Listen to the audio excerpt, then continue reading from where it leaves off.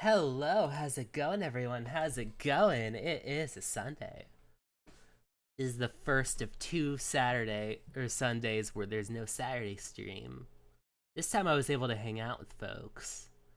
I also got to play a little bit of the new Tokon, which mistakes were made and pre-orders were done. I got the one on the console because the Steam one's broken, but what's it called? I'm just kind of like working through my teams. I want Loki there. I'm really good with Black Panther. And as far as the others, I like Storm, Penny, and Ghost Rider. I thought my original team was gonna be like, what's it called? Like Storm, Shuri, Loki, and Penny. But I think what's it called? I might swap in Penny for Ghost Rider, depending on however I'm feeling. Because I started playing with Ghost Rider, and I'm like, oh, this is a different Ghost Rider. Like Robbie Reyes like has a very interesting story. I'm like, dang, this is an actual one.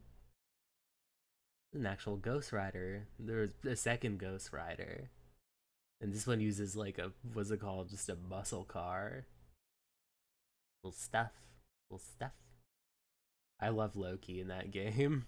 I need to read more Loki comics, if any, or maybe not, because I don't think that the comics are gonna really do it as much justice as the version of Loki in my head, who's like a mischievous like anime boy bottom. If I want that, I should probably just watch my own streams. But the second best thing would probably be just what's it called? Locking into some Loki like what's it called? Like animation or comic book fanzine. I don't really like the MCU, so I try to avoid things where they look like the actors. Where I'm like, I don't want to see a Loki that looks like Tom Hiddleston, because like that's just that's just an actor.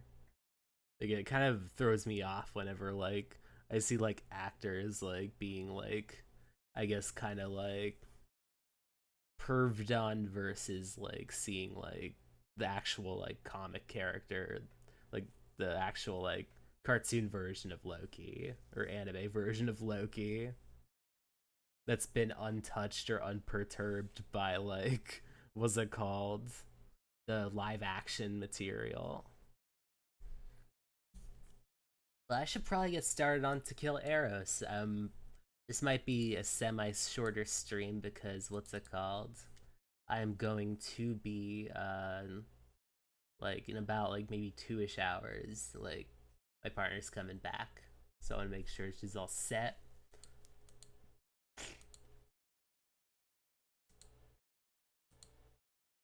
Beep beep beep beep.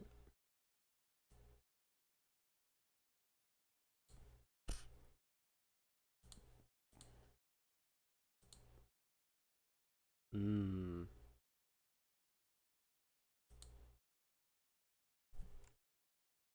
All right, let's turn this up. All right, today I'm playing this Eros route. I wasn't sure if I should do this or Fields of Mystery with the new update, but I think I might do this one this week and then Fields of Mystery next week.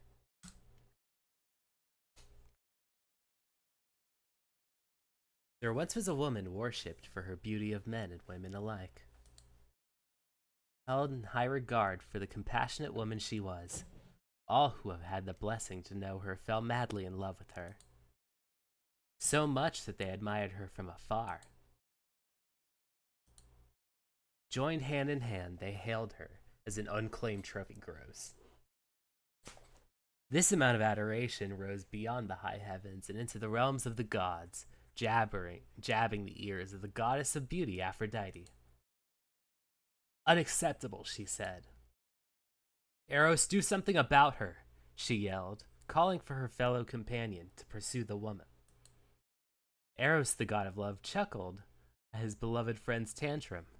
No problem for me. Surely a pair with a mangy beast or inanimate object would leave the woman less desirable. Unattainable. That was the plan.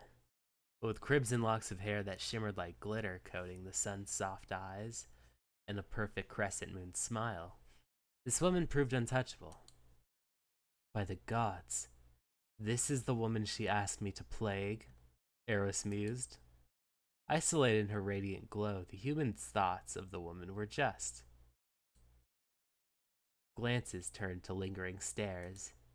Tiptoeing turned to pursuing. Curiosity became adoration. A feeling that hadn't experienced. Eros, the god of love, became a fool. Good morning, Pancake Femboys. It going? What's it called? I was starting an hour earlier because it's gonna be, what's it called? I'm just starting an hour earlier. And with his foolish actions came a whirlwind of unpleasant events, for the mere human psyche was. What was initially a mystifying encounter turned into misfortune. I wish to play among the fish to enjoy the sea as they do, Psyche sang. I'll make the fish swoon for you. Let no creature be unaware of your presence, Eros cheered. To dance among the flower beds on a sunny day is a refreshing pastime, Psyche noted. It's going great. Stayed up catching up on animes. Oh, nice. What's it called? Yeah, there is quite a bit I've been following this season. I've been following Jadugar. I've been following Sayonara Lara. I've been following Chainsmoker Cat. And sometimes I follow the Young Ladies Don't Play Fighting Games one. There is, I still need to watch a lot of Ghost in the Shell. I feel like there's something else I'm missing. I was watching Sparks of Tomorrow, but I'm just kind of like watching that in the background. Sakamoto Days and Kill Blue, nice. What's it called? I feel like there's quite a bit of material for those, so it should be easy to like catch up. Must have been good time. I bargain that Lord Apollo bless your skin with light, not a shadow to spare or a dark spot in reach, Eros encouraged. Am I an omen? Why is that why no one seeks me beside you? I may start Sparks of Tomorrow. It's a fun one. I think that, what's it called? It's just something fun to have on because like I really like the white-haired dude. He's got like a really big butt and he makes really funny faces. He's kind of like almost like an antagonist, but what's it called? Winds up like having enough like silly moments that you're like, oh, like what's it called? He's not too much of a threat. The new season of Dotara. I'll have to see what that one's like.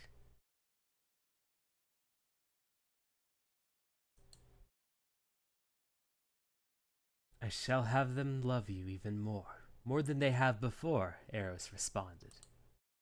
With every thought and request, Eros made it his mission to please her, but the rift would only grow stronger. His gestures drew out her screams of terror, running for her life and weeping in solitude. Starry-eyed, flushed in the face, timid, his expression took on a new form. Her reactions had humbled him greatly. The haughty confidence simmered into a gently lit flame, reevaluating the relationship formed in his time of courting her.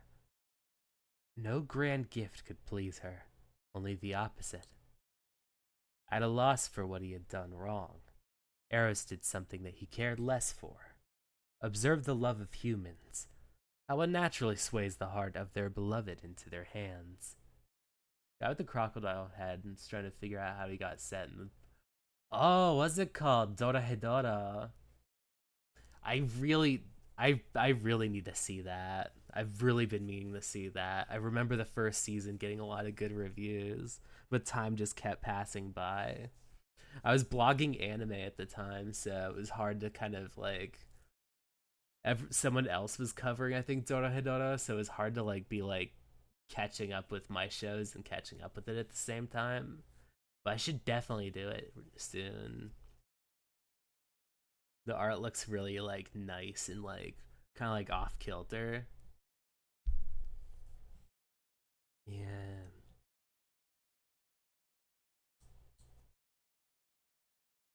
Sometimes a simple conversation could go miles further than all the riches in the world. Humans were delicate, different from gods, and Psyche was aware, frazzled by the striking contrast of Eros' flowery words and the horrific results of his actions. First season's good, just the animation budget ties a bit towards the end because of COVID. Yeah, I think that what's it called? At the time there was just a lot of like productions that were like either crunched or like they only had so much like time or space to be able to occupy because people were working like remotely, or like offices only had like maybe like what's it called, a few people in and a few people out. I remember that being kind of like the standard operations for working under that pressure. Let me put on a light a moment.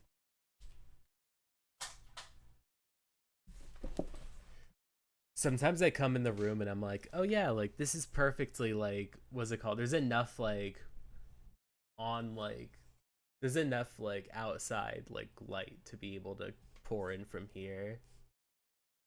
I hate finding shows made in 2020 with just one season because I already know what happened. Yeah, it's one of those things where sometimes you just kind of hope that like there's enough of like some kind of spark that helps it kind of like get past the finish line, but sometimes it's just one of those things where because it came out around that time, like it was hard to gauge interest in a show that like had come out around then. Like I think before lockdown I was covering how many dumbbells do you lift, and like Azoken, the uh the anime about like the three girls that are making anime, and the dumbbell show is just girls lifting like weights. I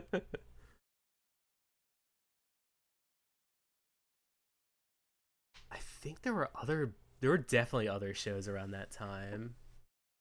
Teenage Girls Who Are Bounty Hunters, a comedy, only one season, 2020.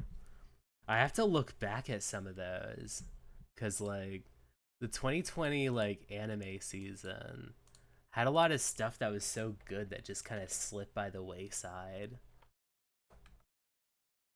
Some of it's just like what's it called, like ones where they just straight up tell you to read the manga, but like the ones that were like really unique and odd were just like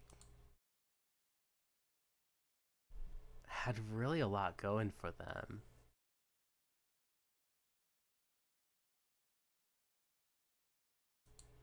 Yeah, Izoken was one. Oh, oh, Sleepy Princess in the Demon Castle. I loved that one. I covered that near the tail end of the year, and that was such a cute show. Where it was about some girl that was like kind of like trying to find new ways to sleep around the Demon King's castle, but she was like a menace. And like she would just like start like messing around with all of the people's like kind of things. Yeah, I loved that one.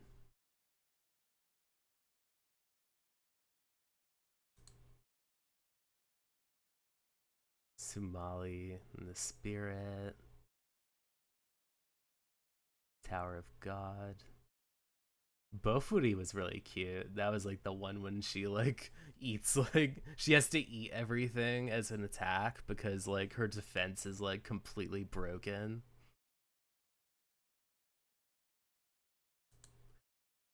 I should stop looking at this. I'm like, I'm just like looking around. I'm like, what's it called? I remember BNA or Brand New Animal. I remember like A Whisker Away. That was a movie. I just watch anything with that. What's it called? With that writer Mario Kata, because she's just like completely like off her rocker whenever she makes shows.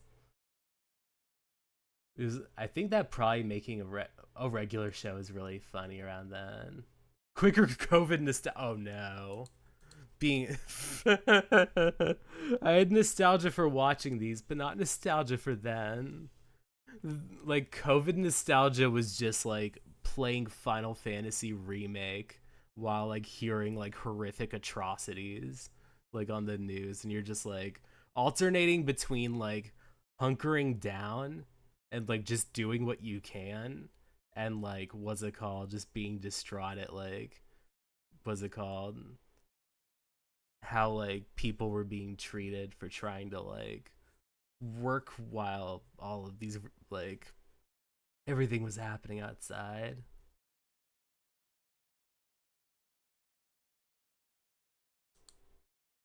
Yet the sincerity in his eyes and the boundaries he passed just to step into her circle when no one else would left her vulnerable to the god.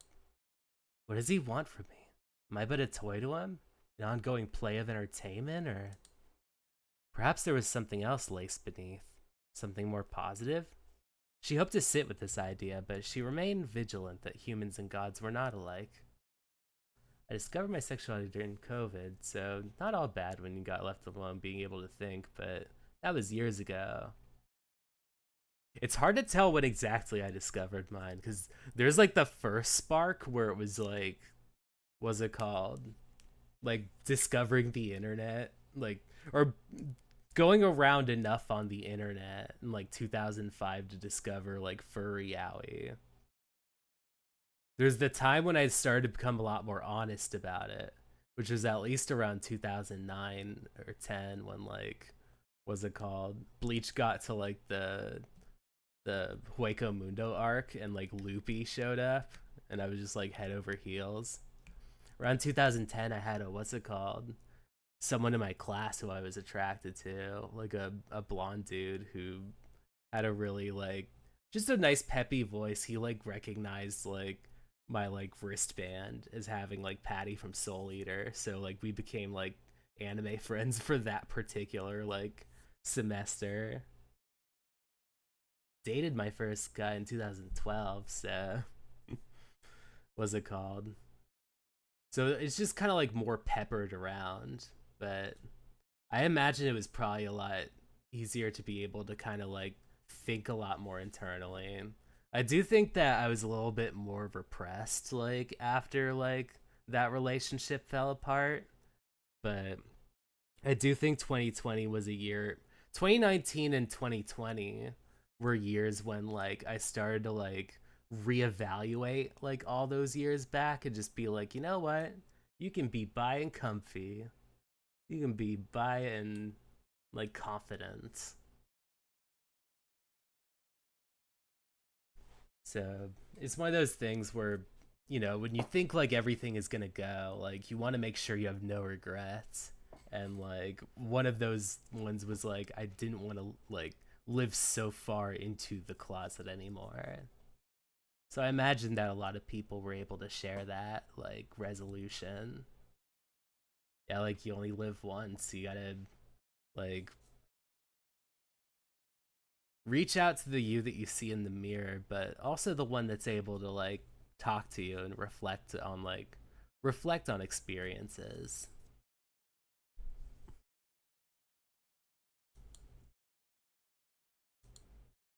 Oh, daring is. I'm hopeful for 2027. I at least hope that 2027 is gonna be a lot better. I've been having a big like kind of like slump year as far as like being able to stay active or like being able to like kind of write. I'm hoping that at least around that was it called around the tail end of this year, I'll be able to like get my hustle back, be able to get that groove back. Bearing his full heart, Eros called Psyche to his side, intending to share his admiration for her. However, wit's end would leave him no room. His words were a moment too late, and Psyche had decided, too, that she would protect her heart the best she could. To kill Eros with his own bow and arrow. Luck would have it that her aim, while true, was off a hair from piercing his heart. Succumbing to his induced slumber, Eros let his last words grace her ears. Words that etched the lasting memory of her heartbroken face within his dreams forever. I'm sorry for falling in love with you. Fun fact, the sun will actually be in the real center of the solar system. So the last time that will happen was 2019. It might be a good omen.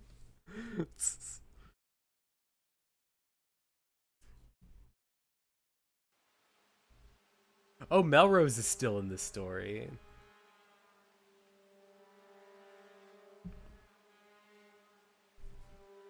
The rain pelted my skin as I bounded through the streets. The wind whipped and tore past me, actively resisting my stride. My voice heaved with uneven, tired breaths, paired with the collision of heavy metal striking just about everything behind me. An extra step of rampaging feet echoed mine, splashing about the wet pavement, with no intention of stopping.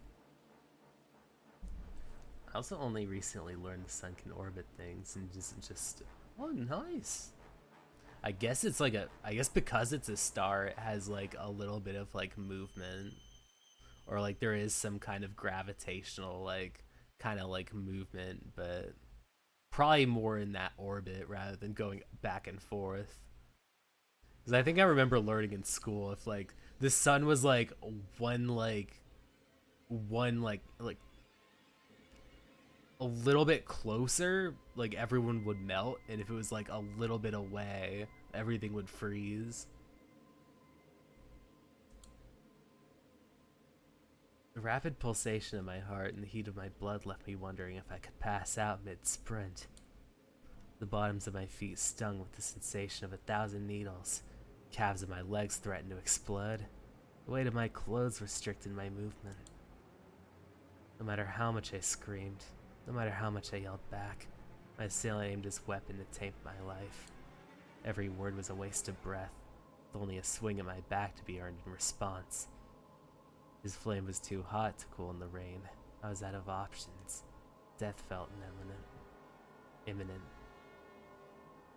We're in the Goldilocks orbit, to where it's just perfect, as scientists call it. Alright, the Goldilocks orbit. Just right. Asher! I hoisted myself on the bridge railing and threw a leg over, just as the voice of my quote-unquote boyfriend rang out from the driver's side of his car. Headlights beamed on the blinding light that caused me to freeze up. Simultaneously, firm hands curled into the neck of my shirt, yanking me closer. Where the fuck do you think you're going? Asher, it doesn't have to be like this. Let's just go home.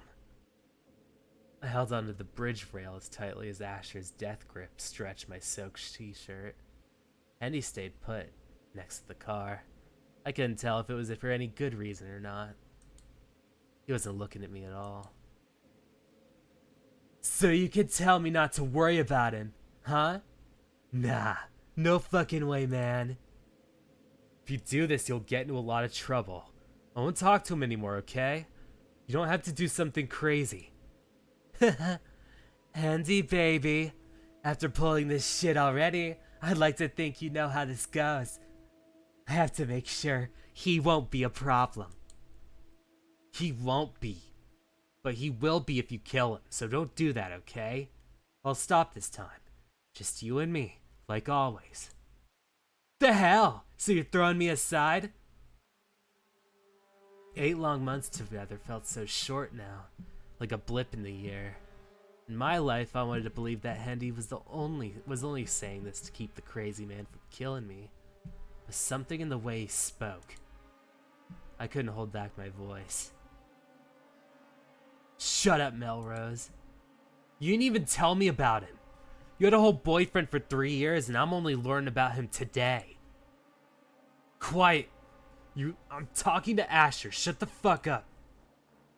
Imagine how I must feel. Andy grew tired of me again and found a pretty new toy. Asher. Then I won't be his toy anymore. Damn right you won't. Duh. His grip tightened on my shirt before forcing me backward. Then I slipped out of his grasp. Asher. Goodbye. Without so much as a split second in, My unbalanced body passed over the railing, and I plunged into the depth of the lake beneath the bridge. When I dropped into the lake, the last thing I remembered was the chill of my skin, the limited air in my lungs. The pitch-black darkness engulfed me. I flailed, but my body continued to sink and sink. Further and further into the darkness until hues of blue and pink flooded my vision. Maybe I died at that moment, because the limited air was no longer a necessity. The water lit up like an in-house pool. Oddly shaped bubbles passed along my body, coming from below. Not yet. A faint whisper touched my ears, then ceased among the flows of current, descending downwards in a spiral, a bloom of bubbles arranged in layers resembling flowers, unveiling a man to me. The surrounding radiance was eviscerate, alluring. He slept, hands resting over a pit in his chest, much like the dead. A red arrow protruded his left breast, might have indicated death, had it not been for the occasional sea bubbles that left his nose and lips. Almost within reach, I extended my hand to the arrow, but that was as far as the realm would have me. Soon he was nothing but a blur in the darkness. He was gone, taking the surrounding environment with him.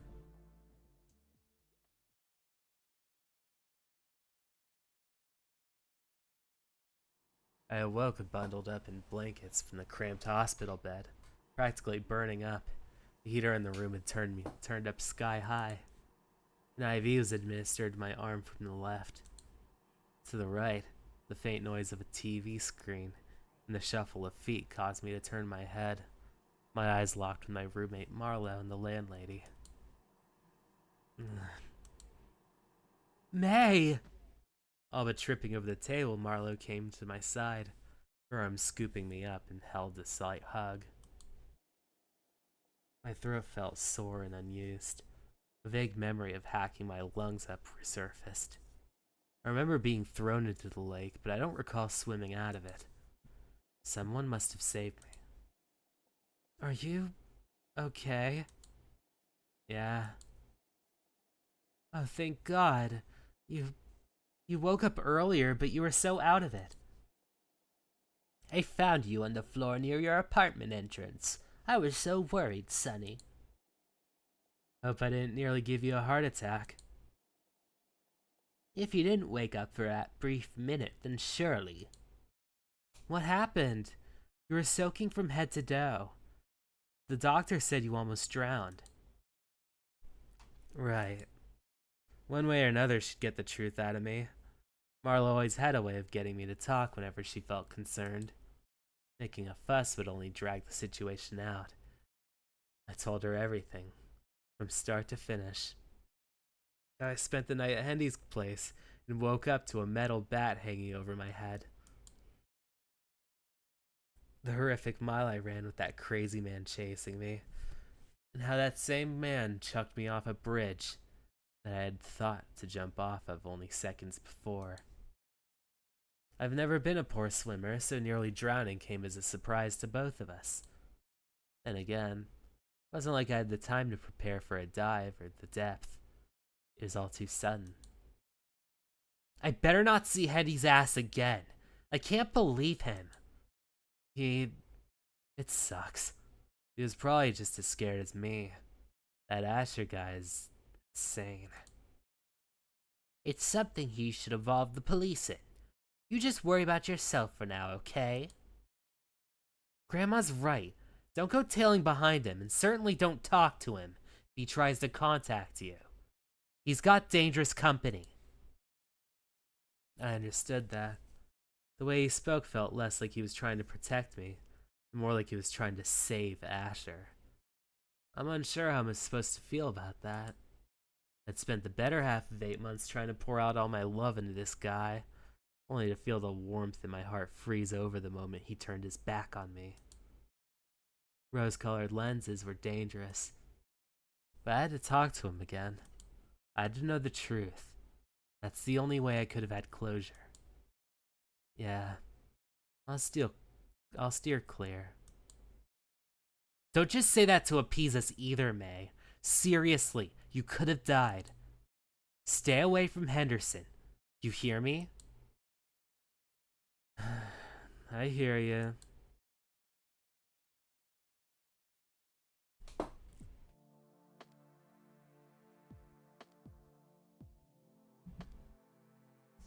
Three weeks have passed since the incident.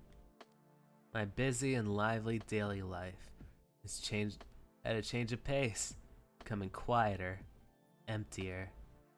The extra set of mugs and silverware, additional laundry hamper, and a stack of boxes were scarce. Marlo is spending less and less time here.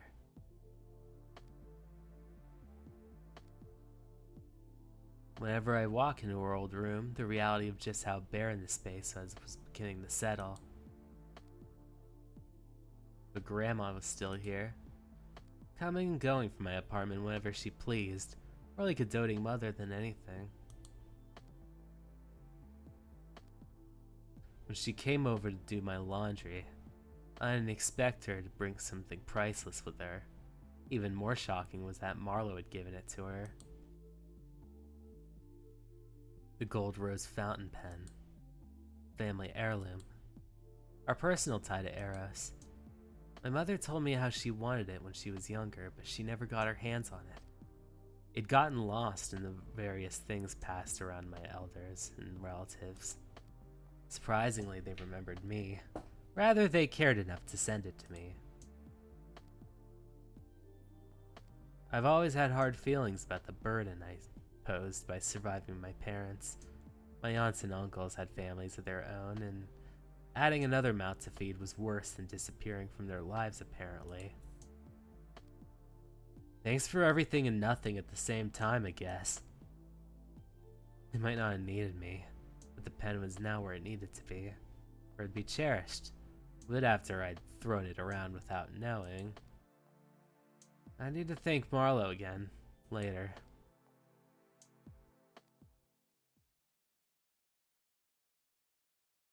Grandma and I talked about the few hours until she returned to her apartment.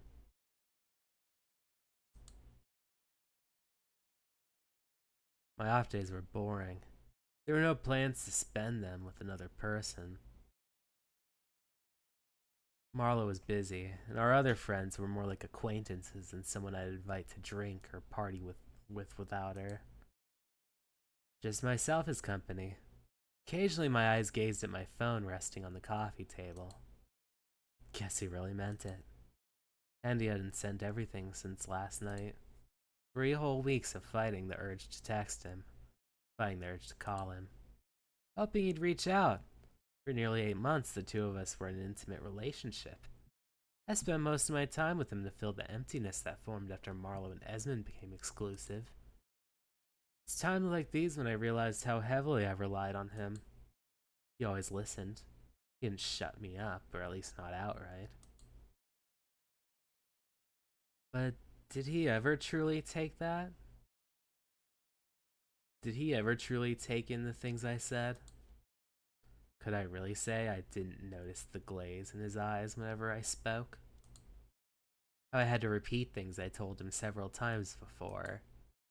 The only time I felt something deeper with him was when he sought my body. A sour taste filtered in the back of my throat. I made the executive decision that remaining in a quiet space in my apartment would do no good. Because the day was settling to night. Figured this was the best time to hang out at my favorite spot. Hendy's place of employment. Christ. Of the bars I'd been to, Solar was the most comfortable. It wasn't a space in which drama occurred too often. The atmosphere itself was laid back, except for the few times when it jeopardized my mood. 2 bar fights that ended in 2 breakups. The barkeep threatened to ban me from coming after that last one. Since then, I've been a good boy. By good boy, I meant that any further altercations were handled outside of the building.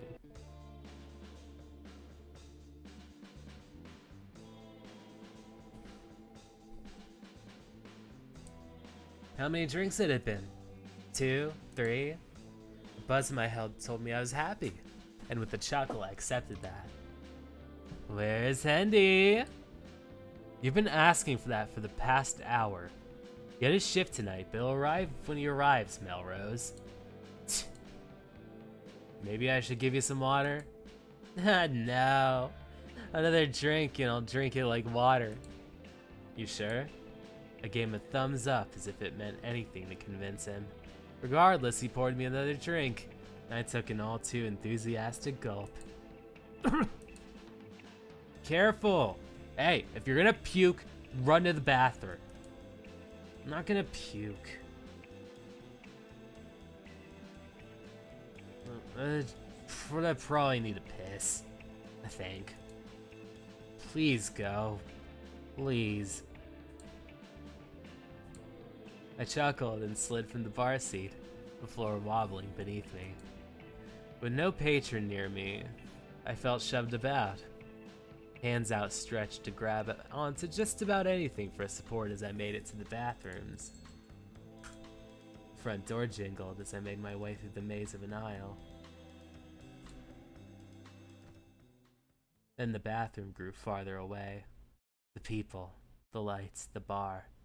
The cold replaced warmth. When I was sure I was upright, my body felt like it was lying flat on the ground. Hovering before me was Hendy's face. You showed up. Why are you here? You haven't seen me in 3 weeks, and that's how you respond? I thought you died. Why are you so fucking drunk right now? Have you lost your mind? Oh, hello, Kite. How's it going? Thank you so much for the raid. Thank you all so much. I'm playing some more to kill Eros, and this time, what's it called? I'm on the Eros run. So what's it called? It's like the final boss. Sorry, what's it called? Y'all caught me while I was like fighting with my ex-boyfriend. So we are in the middle of an argument. Yeah. I rolled onto my stomach and lifted my weight on the ground, attempting to stand up. The ground felt so nice, an urge to never leave it washed over me. Sorry, it's the drinks. Get up. Get up and go home now. You're too drunk to be here any longer. Besides, if Asher saw you, things could get ugly again. You saying that for my safety? I extended my hand to the fabric of his pant leg, clenching it in my grasp, clawing my way up using him as support. You don't want me to get hurt? I raised my head, hoping to meet his gaze. Instead, I found him shifty-eyed, turning his head left to right. Then I felt the palm of his hand shove against my face. I returned to the concrete along with whatever strength I was gaining to get up. There were no stars in the sky, but there were angels. So many flew in flocks above us. Their wings are beautiful. I want to fly too. Take me with you. I'm too lazy to get up. We'll call you a ride. God, why would you let yourself get this wasted? Do you like being pathetic? It's good you're alive, but for the love of everything, stay away from Solar and me. Why? Why? If Asher sees you, he'll try to kill you again. Just go away. I've been going to Solar before I started dating you. So why do I have to stay away? My body grew hotter, and my jaws locked. He was the only thing in sight. Don't be difficult. I came here first. No one told you to screw me when you had a boyfriend. That's your problem. Ugh. Yes, you're right. Should have left it at one night, but you were too nice to me, so get off the ground, Melrose. Did you ever love me too? What you were feeling wasn't love, Melrose. It was something to fill the void in your... I want to hear if you loved me! My entire body trembled. My tiny sobs ached in my throat. Shut up! Why are you like this? You're always so... Frustration in his face, the fire in his eyes. He didn't want anything to do with me. We used each other, Melrose. I love you. No, you put love into me to get something back. You don't love me. I said I love... Henny's hand grabbed my face, squeezing it tightly. I was your rebound, and you were merely an escape. That was all. Huh. Asher and I have been together for 3 years. We've had our backs for even longer than that. Sometimes his love is a little much, so I let my eyes wander. That's how things are with us. So you just wasted my time for all these months? I should have ended it sooner. I felt bad the more we met up because you were getting attached. The attention you gave was different from Asher's. It never meant anything more than 1 or 2 times. The door jingled and caught Handy's attention. Clive came out to check on the two of us, given that we were in front of the bar where everyone could see. The two talked as if they weren't part of the conversation.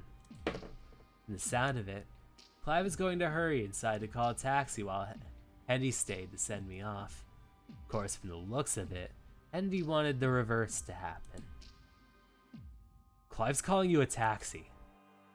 I have 2 fucking ears. Well then, good. From now on, don't come here, don't approach me. It's not too late to tell me you're doing this for me. If it'll put you at ease, then... I blacked out. For the briefest moment, lying flat on the ground meant to standing upright, fist stinging from an impact I didn't witness. And he held his face and stared up on the ground, the monster in me reflected behind his horrified gaze. Fuck your sense of ease. I'll get home by myself. Have fun with your dumb bar and your fucked up boyfriend. It wasn't so much a graceful exit with my feet still struggling for balance, but I managed to carry myself down the darkened street, aimed for home again. By some luck of the universe, I made it there without an issue. Perhaps the angels scattered about the sky had been guarding me for real. I collapsed on the floor upon entering the apartment. Probably looked like a disheveled mess. Felt like it anyway. So much time wasted just like that. It was too common, like a curse. Maybe a force of nature made things this way. A repeated cycle of trash people, of loving people already taken, and being just a body for them to release whatever desires they had, only to be discarded when they were tired of me. I believed Handy was different. Sure, everything started on a drunken night, but he was kind to me.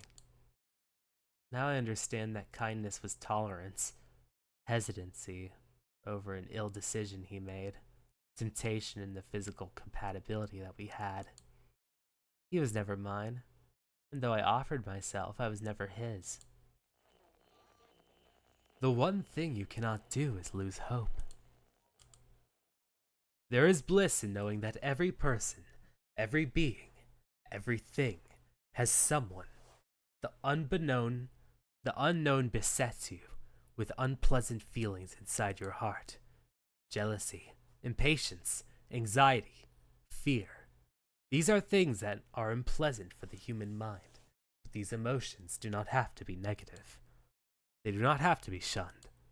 I implore you to feel them, but if you must remember here at Love Life, not only are we equipped to channel Eros' faith strings, we're also here to guide you towards a healthy relationship with yourself until you reach your partner. Eros. I'd left the radio going when I left the apartment earlier. Could only guess this was some kind of replay of an earlier broadcast. Love Life usually wasn't on air at night. I leaned back against the door as I listened to him speak, eyes failing to the imprint of the fountain pen in my pocket. We have a 90% approval rating in our work. But with it comes the disclaimer that even if we tune the energies of Eros to find your lover, there is a chance that you may not meet them in your lifetime. Then why bother? However, you may be surprised to hear the success rates of those who prayed to him. We are merely a bridge to those timid or skeptical, but the real magic is in prayer. So even if for a second you find yourself wanting to test the waters, please try. If not, know that Love Life Studio has its doors open for you. Now then, I will turn this segment over to my colleague. And that was from an earlier highlights segment by Dr. Love from the hottest matchmaking studio in the area. How you guys feeling about love? It's all just some cult bullshit. Eros doesn't care. Maybe he does, but he certainly doesn't care about me. I slipped the fountain pen from my pocket, twirled it in my hands, between my fingers. He's punishing me, because I'm part of her family bloodline. If only she had struck him in the heart, maybe she would have killed him. Then we wouldn't have to suffer. I wouldn't have to suffer. Long after her existence is merely a story made from lip service. If it were me, I wouldn't have missed.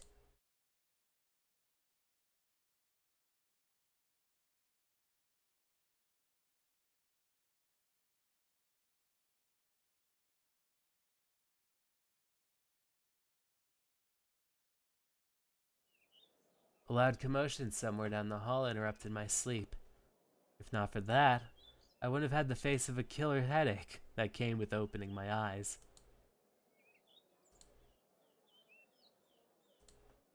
Giving myself a little time to recoup, I poked my head out from the window to see a couple fighting in the hallway.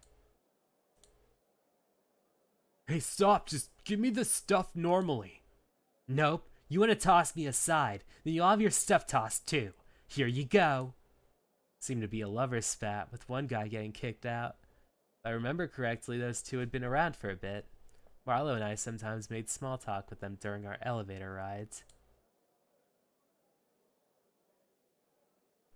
It was surprising to see them fight when they've been so close before, but that wasn't a thing to hold my attention. It was the two angelic guys dressed in white hovering over them. No! They're breaking up! We can't do anything about it now. Don't you have other couples to match? But they were fine for the last few months. I have to know what happened. I have to stop them. We're only allowed to match them. Don't get involved in any further in this. Haven't I told you that enough? Stop yelling at me. My God, he broke the CD record. Oh, it's so over now. Go ahead, cry about it. I'd forgotten about my headache altogether, trying to make sense of the scene in front of me. The two guys didn't register the bulky angels at all. They were there for me to see. This is so bad. It's really, really bad. Come on, we don't have time for this. There's definitely something I can... Our eyes met amid the panic. Soon the other one looked at me too. Is he looking at us? He could be looking at the couple. No, it feels like he's staring directly at me. Hello. He waved a hand, taking a few steps closer. The other guy grabbed his shoulder, intent on making him go to work. Whether I was insane or not had to be called into question, but I wanted to humor what I was seeing, so I raised my hand with a slight wave back. He can see me! He's looking at me! What? The overly excited reaction caused me to dip back in my window and close it. Perhaps it wasn't such a good idea to interact with the potential figment of my imagination. Is what I thought until the same guy was right in front of my window, phasing right through it. Normally I'd turn tail, but you did look at me, right? My senior doesn't believe you. And he doesn't believe me either. You responded! You can hear me too? Icardi, this is serious. Huh? Do you not remember your basic training? If a human can see us while we're cloaked, that human isn't normal. Oh. Yeah. The big guy looked at me with apologetic eyes. He and his partner entered with ease as I backed away from the window. The other guy wore a stern expression and seized the back of my shirt collar. Let me go! A human like yourself shouldn't be able to see us. So if you can, we have to take you to Aphrodite. Don't be scared. We won't hurt you. Yuri, you should be nicer. We're Cupidine, not evil bird people. Why would you say evil bird people? Cupids?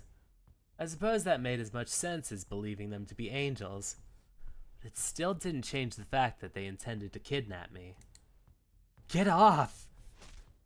A blow to my stomach sent the other stumbling back away from me. My hand slipped free with a desperate turn. I aimed for the bedroom door. Oh, wait! Doing this will only make things more complicated. The floor vanished beneath me. A pair of muscular arms encircled my waist. My hands clung to the doorframe while I kicked my feet about. Resisting felt impossible with the strength of this Cupid. It's okay. Don't panic. We're just gonna take you to meet Lady Aphrodite. Oh man, I don't think I've been this close. At least not since a couple weeks back when I played a Cardi's route. Whatever. You should really exercise your skills. Well, I never really learned how to do that. The Cupid that I struck came into view and pressed his fingers against my forehead. Take a nap. Unfortunately, I did just that.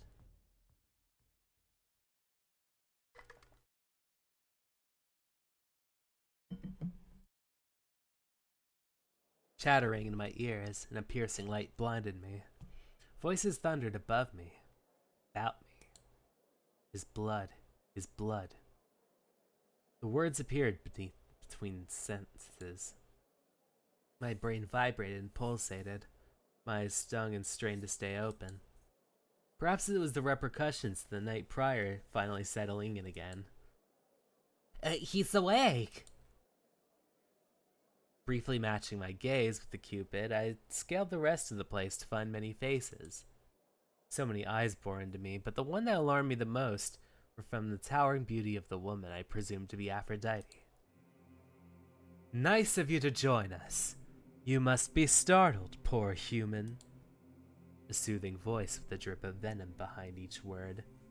Her gaze penetrated me. Holding it for longer than a moment made my body tremble. Do not worry, as abominations are often fearful upon birth. Abandoned? Lost? I will put you out of your long-awaited misery. What? In her hand, a chisel materialized. She descended the podium to join me in the center of the floor. Hush. Do not question the mercy I'm giving you. Your sinful existence should have long since died alongside the origin of your bloodline. It is an unfortunate thing, truly. With every stretch of her leg, I scrambled backwards against my smooth, marbled flooring. The thirst for blood in her eyes was just as indicative as the honey-covered violence she spoke of. I've done nothing. Which is why you have my sympathy. A poor creature that knows not of his birth is accursed and must be snuffed, a sin that you nor your predecessors could help. It is but a product of Psyche being too tenacious to accept that she should have died, selfishly living on to create you. All I heard was vile word vomit. So much hatred for someone who wasn't even me being directed at me. It was shocking to see someone as beautiful as her in an incredibly ugly light. My existence?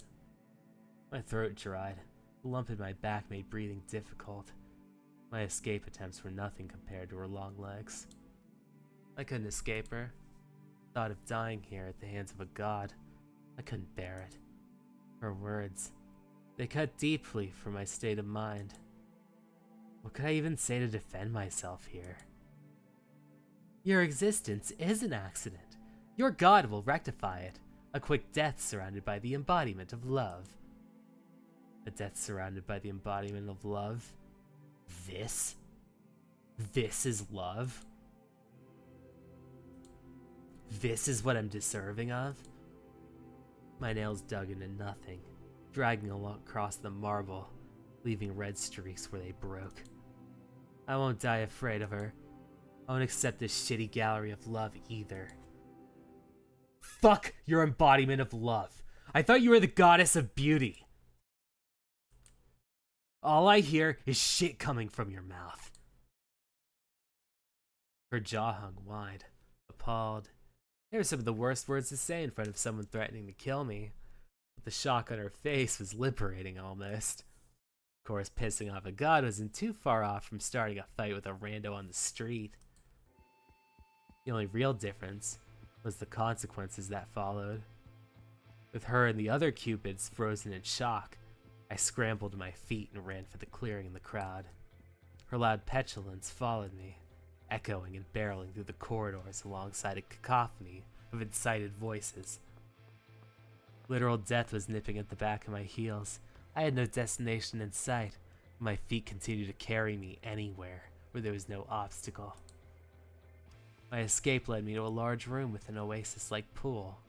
The only other exit that hadn't been blocked off was the other hall that seemed to lead right back to the last room I'd run away from. There was nowhere else to go. Damn it! I'd only stalled the inevitable. A death as pathetic as this one was meant for me. The time is now. My body collided with a hold of something. Someone tall. The scent of the earth, flowers, a hint of decay reached my nose. I pulled back to meet my captor's eyes. You may put your thoughts to the test, but I sincerely hope that you do nothing other than wake him, dear Rose. What are you talking about? Find out for yourself. Lifting me, he lowered my body against the water's surface. His large hand pressed down on my chest to submerge me. Despite the unease I felt his presence, there was something equally calm about him, a feeling that at least at this moment I could trust him. I expect to relive the same struggle I had 3 weeks ago, drowning in the Quasimir Lake, but my lungs were clear and there was no panic. It reminded me of a dream I had, the one with the sleeping man. Come to think of it, that person just now, he told me to wake him up. It wasn't a coincidence, right? The depths continued to drag me, so I turned my body to see exactly who it was ahead. And there he was, the man from my dream. The same display, except there was no barrier between us, nothing to separate me from him. Growing closer, the surrounding bubbles popped. The muffle of a heartbeat carried into my ears as if it were the only thing to be heard in this space. Upon his ethereal image, this sleeping man was Eros himself. There's gonna be an ad break soon, so I'm just gonna be right back and put on the intermission for a minute.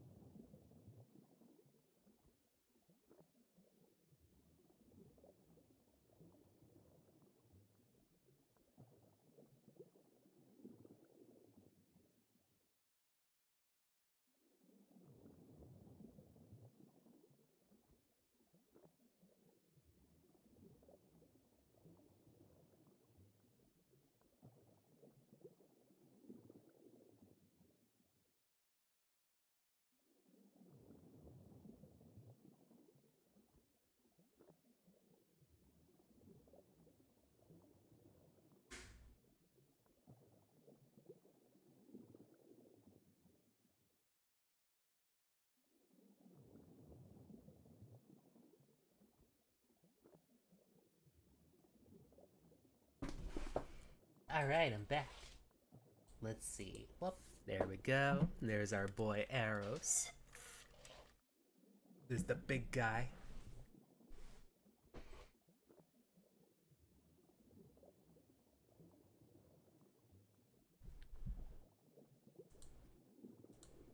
Eros, the god of love. The god who cursed me. He was sleeping too peacefully down here. The heartbeat grew louder, joining with my own. A flurry of bubbles flew past me. A tingle ran through my fingertips, numbing as my hand reached for the red arrow. It's all your fault. I don't deserve this bullshit. I just share her fucking blood. Why do I have to be a part of this? I grabbed the staff in my hold and yanked it out of his chest, burning with the desire to stab him. He deserves it. This is my revenge for the torment. Full force, I brought the arrow down but failed to pierce him. Golden eyes stared directly into mine, and two powerful hands gripped my wrist. In the same breath, the space between us froze. Silence surrounded us. The only thing that pierced the quiet was his gentle and confused tone, whispering a name that wasn't mine. Psyche? Ah?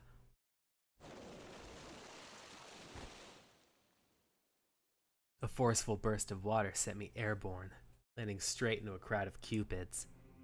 Are you okay? Surprised they genuinely seemed to care.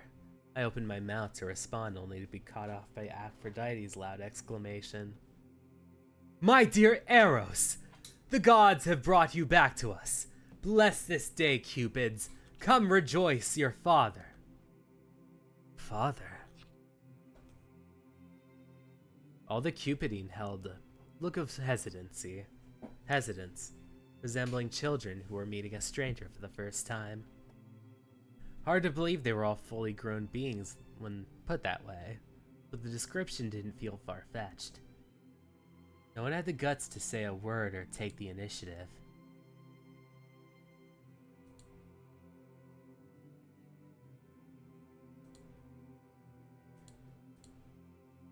No need to fear. He is the god who created you, remember? Do show him your love for the life he gave up to make you. I gave up my life for them? Are you experiencing some amnesia, my friend? Yes, you created them after giving up your life. I don't recall giving up my life. You must be tired. Contrary. Perhaps disoriented is more the word. Yes, and weak. My powers have waned. He was out of place, not to mention the obvious discomfort he wore while staring at the cupids. Eros, my good friend, it is wonderful to see you again. You have not aged in the slightest. Of course, I'm a god.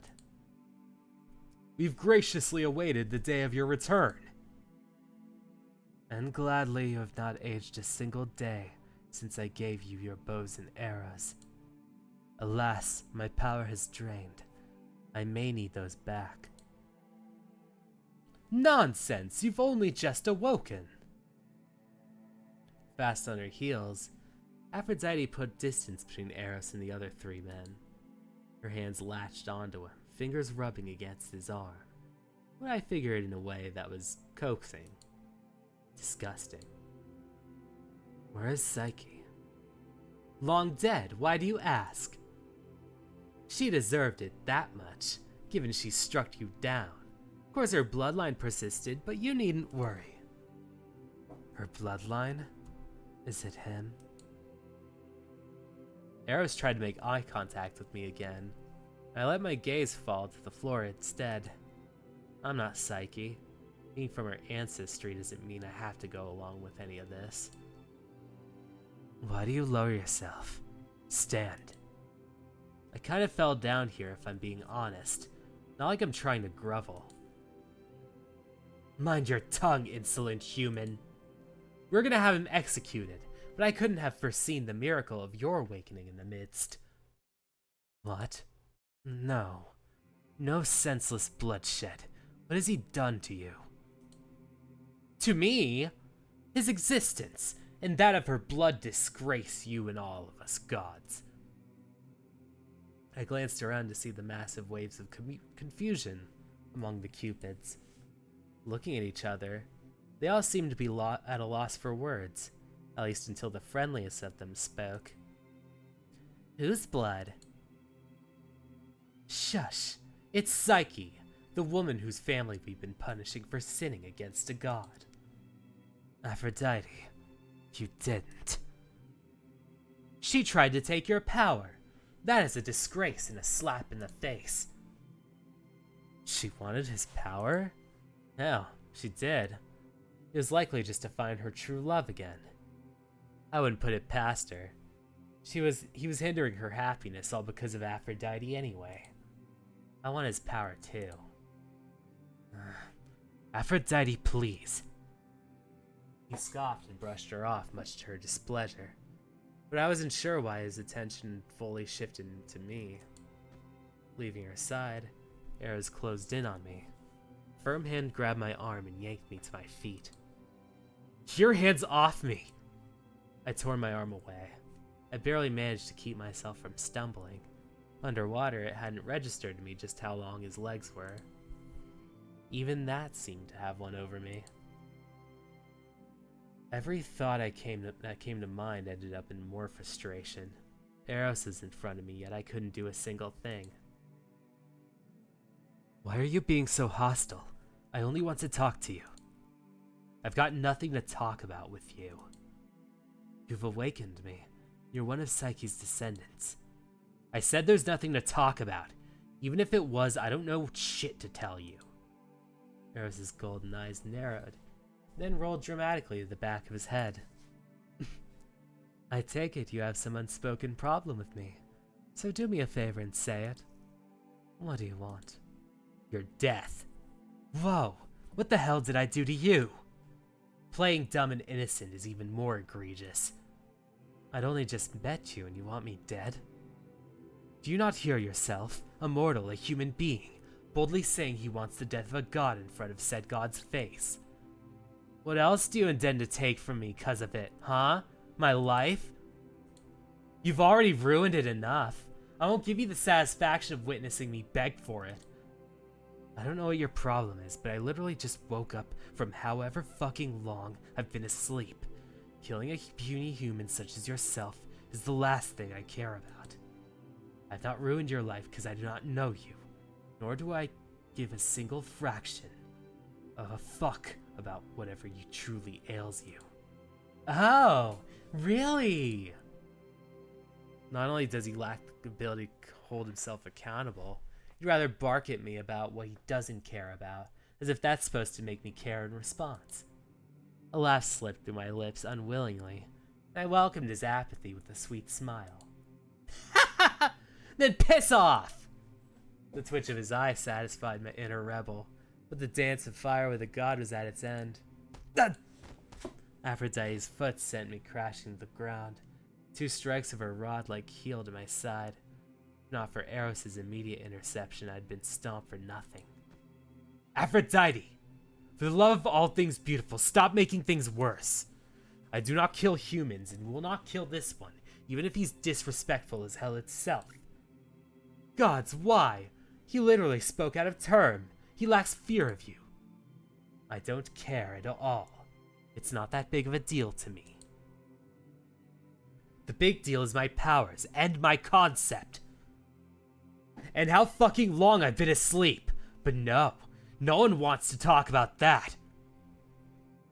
Watching his attitude flare up as Aphrodite and his nervousness on her face left me amused.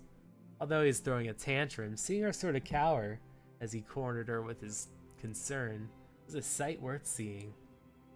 I could feel someone drawing closer in the phrase of hot temper, hesitant, quiet. I'll take you back home. It's like, this is hella awkward. You're going back home, okay?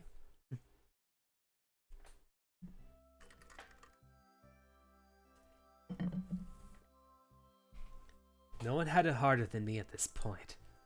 The world that I'd known before me, falling into a coma differed vastly from the one I remembered. I needed answers. Answers that everyone felt the need to hold back from me. The sorrow and horror that she wore still burned in my eyes as the last vivid thing I'd seen in ages. And when I see her again, it is her, is it? Or some other human, a man angry at me for something I had no recollection of doing. To make matters worse, Aphrodite wanted to tear him down barbarically, has been doing that to Psyche's entire bloodline in honor of me. And for what? What is there to gain from a trail of blood? She'd have more of a point if she'd only settled to make them all hideous, just as entertaining as pairing them off to the strangest things for amusement. Anything but death. Death was no fun. Sure Thanatos could testify to that. But the Carries certainly find it fun, that's for sure. The world around me continued to wobble and pulse, threatening to fade at any moment. I watched the Cupids scramble around, doing whatever they did. Compared to their initial hesitance, their glittering eyes kept looking at me. Stop looking at me. I apologize for the wait. They've all been put to work. I'll deal with the other matter later. My old friend joined me at the table, taking her seat, leaning forward attentively, much like she had done many times before, like times had not changed at all. But the time I knew was in the past, even in this moment where she bore a resemblance to the person I laughed alongside years ago. She was different, too. How long have I been asleep? Please, just start there. Myriads. If I had known that people of her bloodline would wake you, I'd done so long ago. Her hand extended to mine, followed by a gentle caress. No one has suffered more than me, but it must have been hard for her to cope with having lost a friend for this long. While my heart still aches and beats for Psyche, she did a sin against a god. A punishment for a punishment. I thought of the man again and figured whatever hardships Psyche went through trickled down to him. It wasn't my fault. I didn't have the heart to curse her or her family. I'd first shoot her with my arrow, then give her a lifelong curse to pass down to her youth. You said they were my children. There's only one that I remember, and he's not here. I consider him more as a brother than my child, however. I'd feel much better if we didn't refer to any of them as my children. But they came from you. When you went in your coma, they flew out from your tears, just as this realm did. And they don't have to be my sons because of it, though. I'm still a young god in a way. If I have children, I'd like for them to have been something I decided. Take it this way. I detest this, of course, but these Cupids are like children you had with Psyche. Or the children you could have had anyway. That oddly makes it both comfortable and uncomfortable. Thanks for the unwanted confusion. My apologies. It makes me uncomfortable to think about it too, especially given I told you to do something about her and you fell in love instead. I figured she would take issue with that. It didn't come as a surprise that she felt the need to voice it. Aphrodite was never one to mince her words. It wasn't on purpose. It just sort of happened. Regardless, she would have been taken care of, and you'd have been hailed the most beautiful. Mind you, is that still an issue? Honestly, do not remind me. This age of humans bothers me a lot more than the last few. Okay, then how about we talk about my powers? Aren't you tired? Tired is not the word. Nearly powerless is fitting. These Cupids have bows and arrows, radiating similar energy to my artifact, which means they all have pieces of my power. Correct. Then I want it back. All of it. And where's my actual artifact? Fear not. When that woman ran, she tried to take your bow and arrow with her. I have the bow and one of your arrows. Only one? Where's the spare? And that human had it, the man who escaped. What? I'd been so frazzled at my awakening that I hardly sensed anything from him. Does that explain why she intended to kill him? Was it not just because of his ancestry? If you ask me, it's annoying. I've been trying to get my hands on that Bing. For a long time, any human who could see the cupids is immediately plucked and brought here. Why is that? Psyche was just a normal human. She endured the effects of the arrows she stole throughout her life. One could say she gained a blessing similar to your friends, minus the immortality part. She went on to pass it down to her family. Each and every one has had their potential to see us no matter what shape or form we take, as long as we are holding a godly artifact. The exception is only when we present ourselves to them willingly, but you can only truly test this by cloaking yourself in their presence. Damn it. I'll have to go and get it back. I have the arrow she shot me with now. You said you have my bow and arrow, yes? I'll at least use a good portion of my power back to give them to me as well. Of course I will. However, Aphrodite's face changed to a more stern expression. A teacup surfaced into her hand. You are in no position to be rushing about. You must be reacclimated to the times. I will not hand you this bow and arrow until you have properly rested. Huh. Haven't I rested enough? I think I've rested a lot, actually. That was force-induced. Your head isn't right, and you're anxious to zip back and cause disarray. You need to calm yourself. I'm calm. Actually, I'm so damn calm I think I might have lost a few brain cells over the last few centuries. No. You're restless and trying to bulldoze your way into a changed world. Go to the human realm and see for yourself. I could do that with my powers, no? At least part of them. I said all that I said until you return from your much-needed exposure therapy. Now run along. The weight of my body grew heavier. In a swift emotion I fell. Through the marble floor. Through the realm. Through the earth's sky. But landing in a grass field of some kind of courtyard?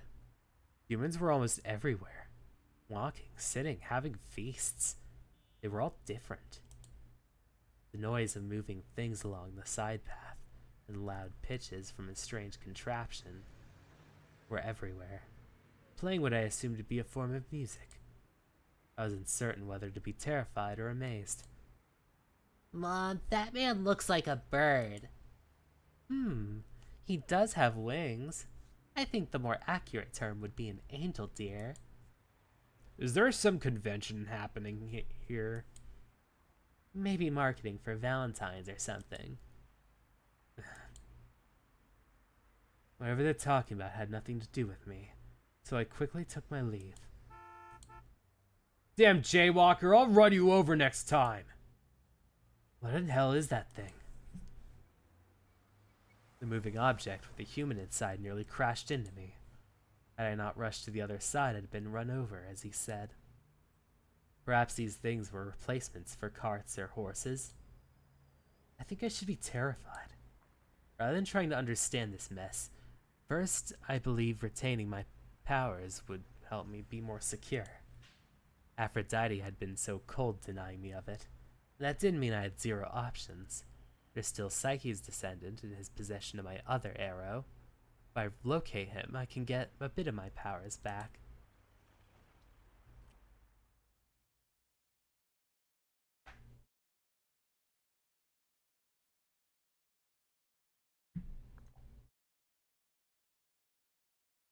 Alright, more Melrose.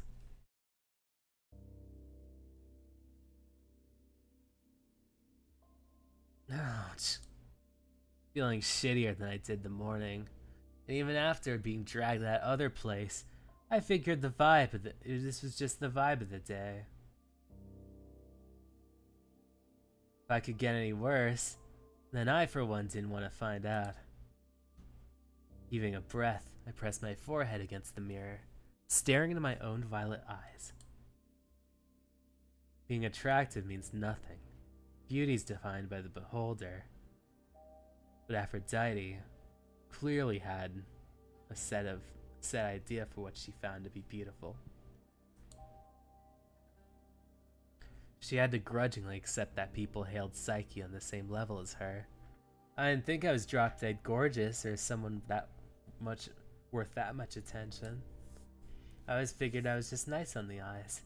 Nothing more. It isn't about being humble or lacking self-confidence. No. My body's merely a shell. What I want is for people to find me internally beautiful. And if that makes my appearance all the more desirable, then so be it. Of course, even that I'm being denied of. At some point, the question becomes, what is wrong with me? Aphrodite was blowing hot air out of her ass, but really, you can only assume a curse is upon me. Forced to be someone that no one wants forever. To be passed along, tossed around, and shared.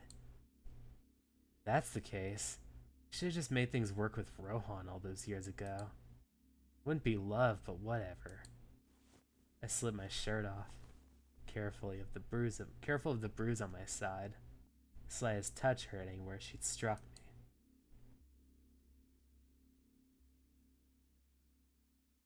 I thought I'd been stomped to hell if Eros hadn't stopped her. Guess I should be grateful. No, my ass wouldn't need to be saved if it weren't for him to begin with.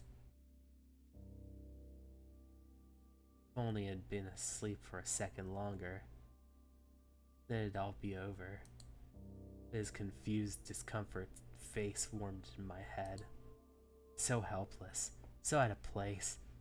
Strange to say that while he appeared so pathetic, there was relatability in there. Doesn't matter to me. Stop thinking about it.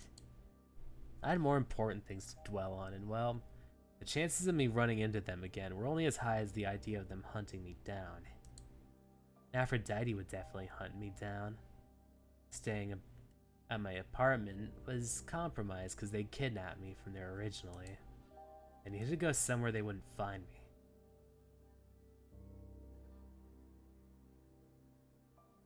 Just for a little while until they lose track of me. That good Cupid brought me back here, but I didn't have high hopes that if he were told to capture me again, he wouldn't.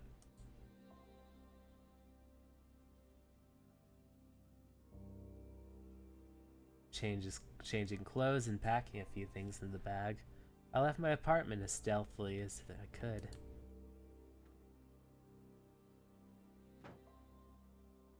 Crashing at the landlady's is a bust. I'm not calling Mar for this.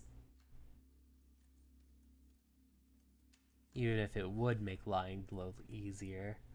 The idea of staying at her and Esmond's new house made me feel uncomfortable. We had a few other friends I could bother, but I just hoped one would allow me that opportunity.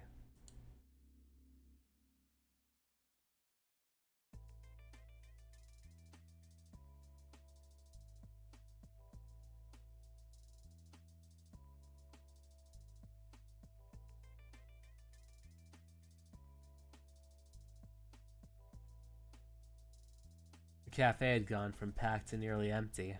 No matter who I called or texted, they all seemed to have an answer. I knew from the start that things wouldn't go so smoothly as I hoped. It was short notice, and short notice was never a good thing among my peers. Unless it was Marlowe. I can't ask her. I won't ask her. I had a couple numbers from exes I hadn't deleted yet. Some of our breakups weren't so terrible that talking would feel like hell on earth. It'd be awkward as hell to ask for this kind of favor if they're dating again. I closed my eyes and slouched in the booth. The sun will set soon.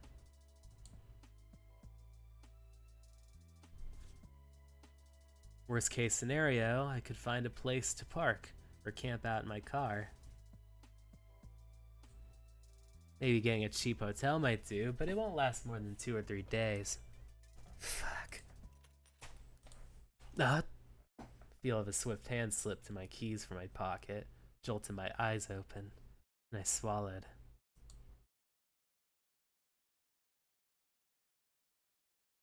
Every inch of muscle in my body tensed, gaze erect, and watching his move as he joined me at the table. I knew I recognized you! Oh hey, Asher! We're not hanging out anymore, me and Handy. So, like, what's it called? Please don't be crazy. My car keys twirled around his index finger tauntingly. Between glances, I watched the grin on his face fill up with a faulty sense of security. Sick that he could pretend we were ever friendly. What do you want? I saw you meet up with Henty yesterday. I got a little sidetracked so I couldn't visit you sooner. I don't remember seeing him. In fact, I'd never seen Asher anywhere near Solar before. I can't say anything for the other bar, but this is one I'd frequented. He was never a patron. If I saw him, sure I'd have realized it. That meant he must have been watching on my way home. I fought the chill that coursed my spine. Sat up properly. I'm done with him. He's all yours. He's mine, whether you intend to keep pursuing him or not. That's not the point, of course. Then what's the point? I don't trust you. You said the same thing that night. You popped up at Solar like some kicked puppy. It's not gonna happen again. Hardly anything could be found behind Asher's eyes. He was still, calm. And as I was, it served to drench my brows and palms of my clenched fists in sweat. The slightest shift from him, my heart felt like it might launch forward out of my chest.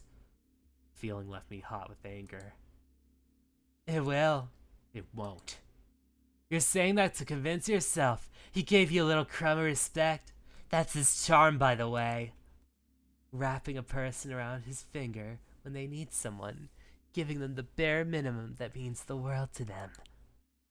Then he gets fatigued because he doesn't know what he wants, but for a moment, he doesn't think it's you. You know him better than me then. He's made it clear you two will always be a thing. Yeah? Doesn't mean he won't go back to you. And he's tired of you. For now. Because I'm buzzing around too closely. If I leave you be, running around my way, he'll slither back to you because he likes you. Physically, anyway. Well, I won't be taking him back. Happy? No.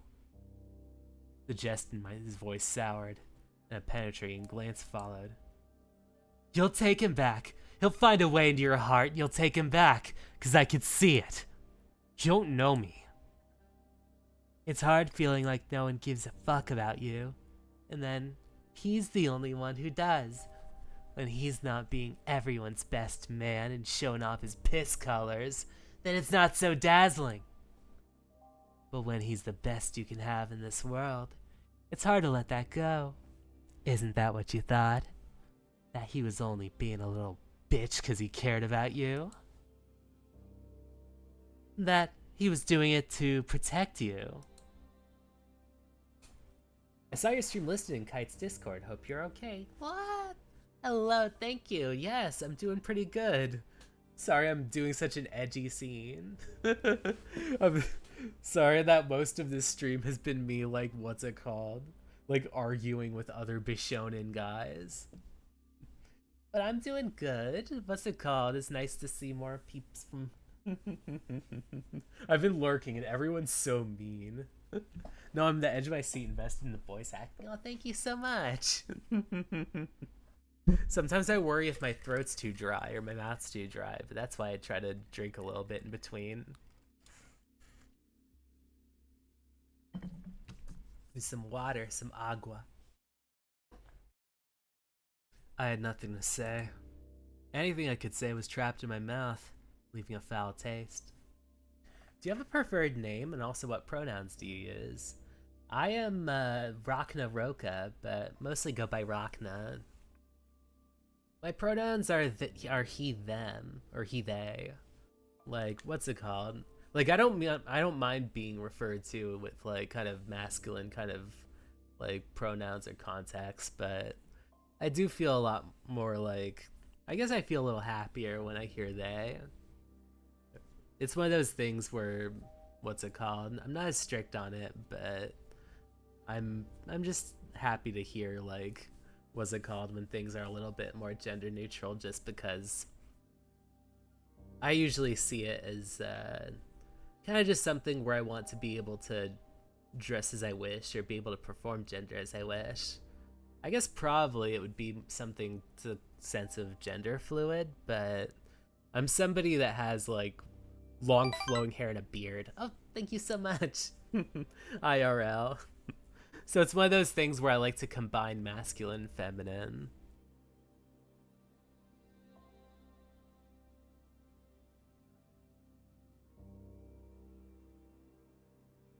Anything I could say was trapped in my mouth, leaving a foul git and taste. Not a foul gaze. He already has a foul gaze on his eyes, like.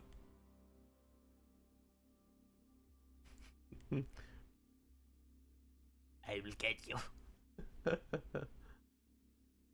I could see why he fell. You're cute. That makes me a little jealous. He likes cute people more than handsome ones.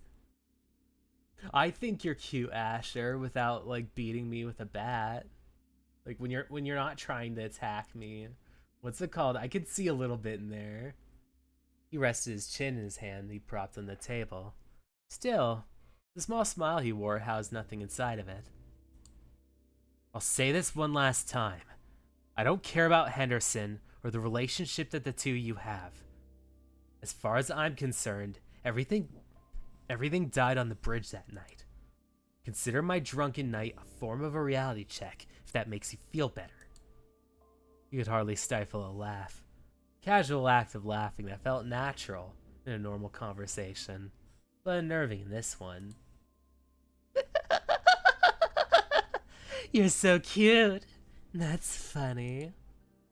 Because everything didn't die that day. Asher's face shifted to a blank one as he leaned forward to give me his full eye contact. You didn't die that day.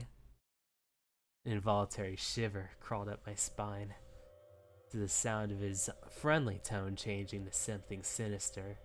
His eyes finally twinkled, but the glint wasn't something I wanted to see. I gripped the edge of my booth, heart pounding like a drum. Our battle of domination, his imposing stare made my eyes avert. To think, I'd been in front of a god that aimed to kill me, but it was a human who actually terrified me. I hated this. We were equals. I prided myself on standing my ground, yet I couldn't control the damn tremors in my arms and legs. Asher was a demon. I had to leave. Humoring him this long was already risky as it was.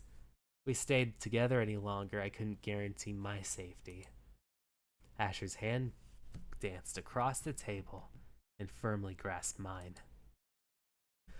For that statement to be true, I had to make sure that you die. Unable to hold back the jitter of my fist, I struck Asher in the face with my free hand and snatched the car keys. I tumbled out the booth, narrowly escaping the grasp of his hands to run to the door. I'd only realized that besides the cashier who was in the back, there were only 2 people in this cafe. There were no witnesses. That's why Asher could... No. Asher was likely just that bold. Oh, it's nighttime again. Hurrying the parking lot across the street, I unlocked my car door and climbed inside. Is this the place you want to die? I tried to close the door, but Asher's body blocked the door frame. A scream lodged in the back of my throat. His large, rough hands grabbed at me as I threw myself back against the passenger side. His fingers locked in the loops of my jeans and yanked harshly to drag me towards him. My feet aimlessly and kicked his stomach and chest several times. All the while he was full of giddy laughter and delight. Not a single sound could leave my lips. And he was in the car and on top of me. A whirlwind of emotions channeled in my fist. My fist thrashed into any part of him I could hit. I even went as far as to bare my teeth, threatening to sink my flesh if he dared to expose it to me. Ash's laughter quieted down, and his effort to restrain me grew intentional. One of his hands slipped into his pants pocket, and a silver of what appeared to be a box cutter became apparent to me.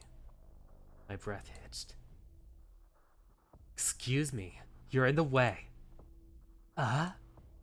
Asher froze, but his eyes remained trained on me. The blade dropped back into his pockets, I glanced behind him to see who it was. Come on now. I need to talk to this human. Whatever business you have with him, handle it later. Asher lifted his weight off me. I finally allowed myself to breathe properly. Is that so? We were just playing around anyway. See you later. Wearing a smile, Asher shoved his hand into his pockets, glanced at Eros, headed for a nearby alley without looking back. To see him relent to a weirdly dressed guy with wings so naturally and without fuss was equally disturbing, but I didn't protest. He left me the fuck alone. Once again, Eros was the cause. Honestly, the annoyance of seeing Eros' face couldn't possibly overtake the relief I felt over him showing up when he did. Then I remembered that I was on the run from him too. Being with him now was just unsafe as Asher trying to kill me. Shit. Not only are you due punishment by the gods, but it seems you've rubbed your fellow companions the wrong way too. Shut up. I huffed out between laying my head back and trying to prop myself onto my elbows. Prudence. Prudence, you want up? Here we go. My cat Prudence wants to be up here. My chest heaved while I concentrated on repositioning myself. I should be getting a thank you right now. I mean, I could just leave so that you can come back. Fuck you. Ungrateful ass. Anyway, I've come here because I have business with you. I don't care. I'm trying to catch my breath. I don't care either. Shut up whining and listen. Aphrodite told me you have my other arrow, and I can sense it on your person. Give it to me. What are you talking about? The arrow that Psyche took with her. I want it back. My powers are split thinly. If I retrieve that arrow, a good portion will return. I'm not giving you shit. It's mine. I didn't expect him to take no for an answer. There was no way he expected to willingly comply. It'd been with my family for so long, whether my other relatives cared or not. I was gonna keep it. You leave me no choice but to take it. Surely you just witnessed me being attacked. Show some mercy or something. Trust me? You are receiving plenty of it, and my patience is wearing thin. Give me the arrow, and won't be a need. With no intention of handing it over, I pulled my legs up and kicked him against his stomach. Made no difference. In fact, he felt like a rock blocking the damn doorway. Eros raised a brow in my attempt, unamused that I tried to remove him so forcefully. I decided to do the next best thing. Run. Why are you doing this to me? I crawled out the passenger side, took off running the opposite side that Asher had gone. Honestly, I had no idea where I should be running to. Never sorted that out. So tired.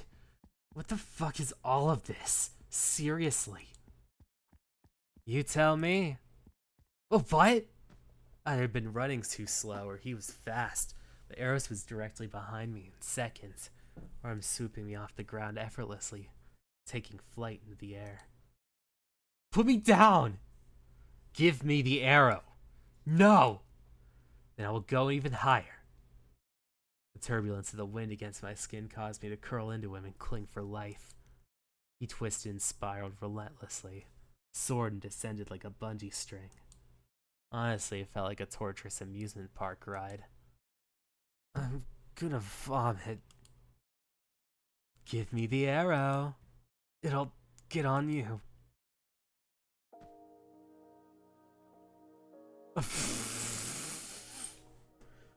The moment I suggested it, I puked in reflex, cause damn, that man's hot. Be like, motion sickness, like, is really taking a turn for its most extreme. It's filling my eyes with this double vision, man.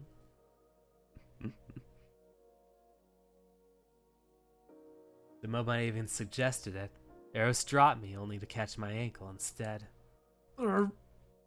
clamped my hand over my mouth. I fought the urge back and looked up at him through squinted eyes. Illuminated by the moon in the sky, Eros' smug expression taunted me. I wanted to punch him in his face, yet his golden eyes caught me, wetting my dry lips. From this angle, there's no hiding how grandiose he was. Every accented crevice of his body was cast in the glow of night. His physique in that bodysuit was hard to ignore. Annoying. If you must vomit, then go ahead. Shut up. Is that all you know how to say? Shut up. I can cuss you out too. Please put me down. I'm getting lightheaded. Stop being stubborn. Hand over the arrow and everything will be fine. I said no. Eros rolled his eyes and we slowly began to descend into the park. I thought that once we were down he'd toss me, but he let me down carefully. However, his hand nearly dropped my ankle. He remained silent as I recollected myself. I guess a courtesy before a hassle began again. Now that you're recovered, I think it'd be in your best interest to just hand it over, and I'll be on my merry way. I'm not gonna give it to you. Either you take it or you kill me and take it. Pick your poison. You humans saying shit like over my dead body. When then it's time to die, you're so scared. I don't understand the appeal of it. Don't care about what you're saying right now. The arrow's mine. Then what do you want in exchange? Your dead body? Ha! Try again. Seriously, think about it. You may receive it. Not everyone gets a wish granted to a god. By a god. For a weakened god, he makes it sound so easy. Like he could fix everything I'd been through in a simple snap. Pissed me off. I don't want anything from you. Nothing. Nothing at all. My ankle slipped from his hand and he plopped me down on the ground next to me. And this is so frustrating.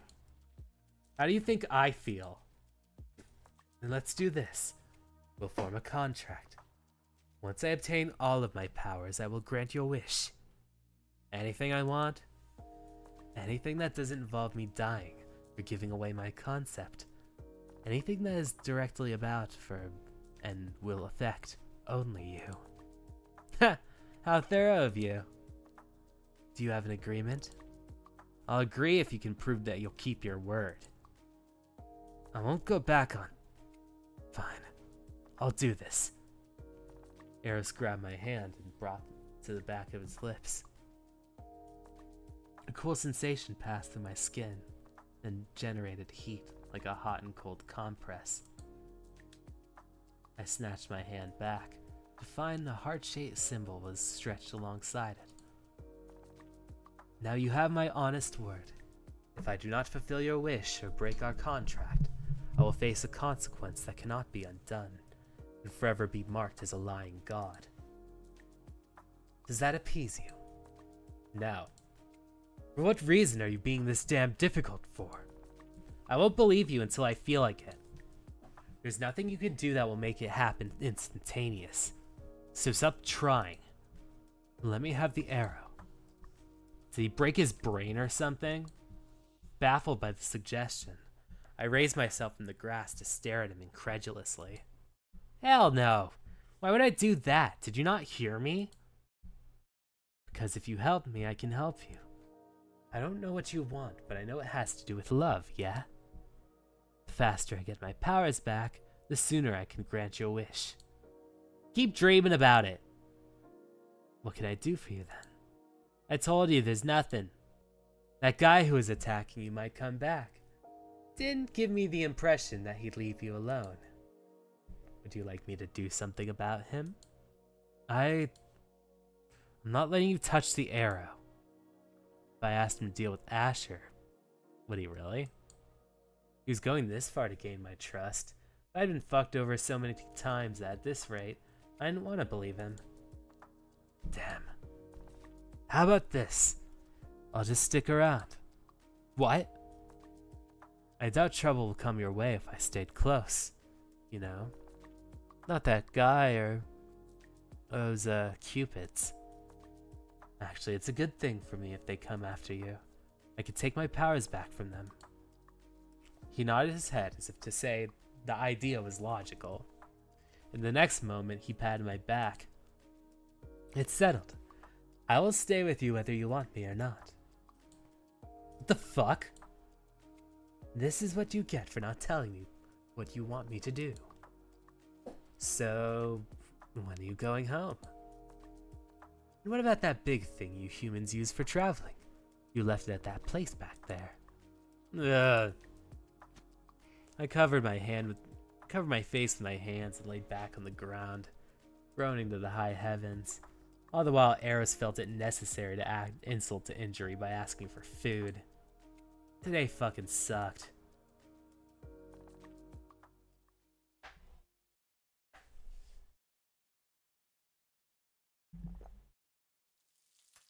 With Eros around, I figured it'd be safe to go back to the apartment. If he kept his word, then no one would bother me. For the next couple of days, it was just as he said. Occasionally, a cupid or two would show up to scope the place, but he'd take them somewhere secluded. Only he would return, smiling to himself. I couldn't hold back the urge to ask. Are you killing them? I glanced at him from my spot at the stove, scraping together some breakfast. There wasn't much in the fridge, especially not with Eros around. He spent most of his time trying to gorge on my food, meaning he wasn't dragging cupids in the corners, or pestering me about the arrow.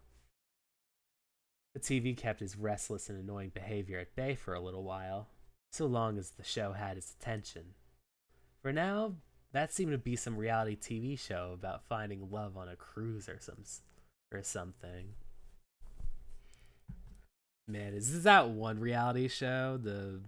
There's like one particular one about being on a boat that sometimes I watch. It's like a guilty pleasure show of mine. Like it's like On Deck or something like that.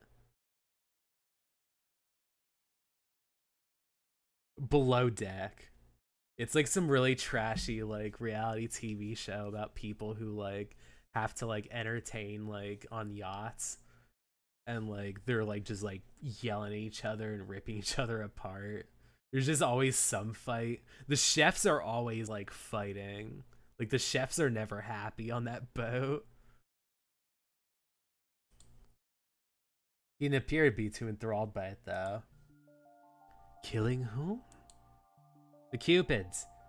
You've been the only one to come back from each encounter. And your idea is to accuse me of killing them. What else am I supposed to think when they don't come back?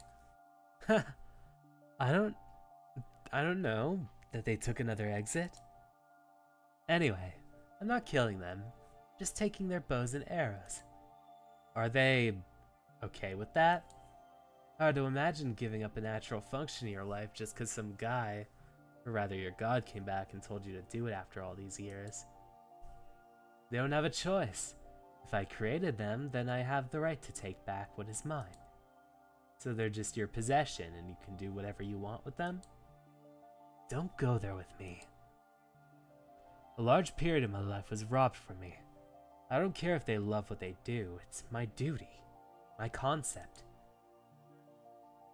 Eros stood from the couch and towered over me at the stove. I shouldn't have given him attention until after I was done. His fingers eased from the pan of sizzling bacon, and reflexively, I smacked them. You want to burn your fingertips off? It wouldn't have bothered me. I'm just hungry. Who could say you could have any? You made some for me the other day.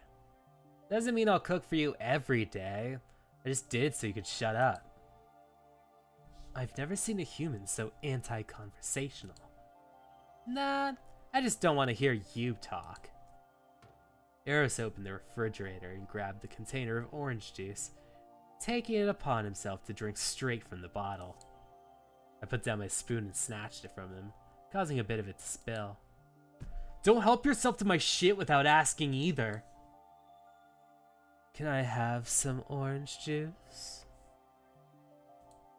No.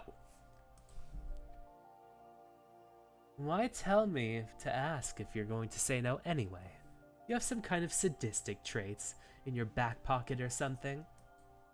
You're so annoying. Get out of my face. Go sit down.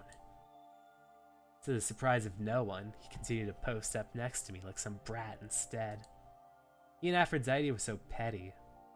But I'll say, Eros felt even less of a god at that moment. Talking to him almost felt like talking to the average human. He hardly radiated any strong authority. Maybe it's the fact that besides the constant drop of distinction between himself and humans, his way of speaking felt so casual. Are you sure you aren't some false god? You don't give off the same energy as Aphrodite. You don't have powers, and you talk more like a human than any otherworldly being.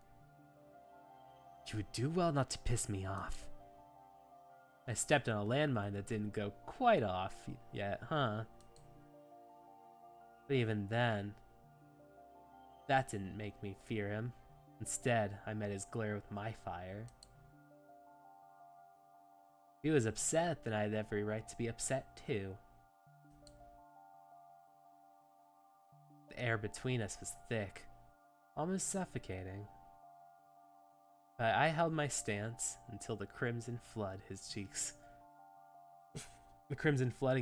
grew confusion out of me.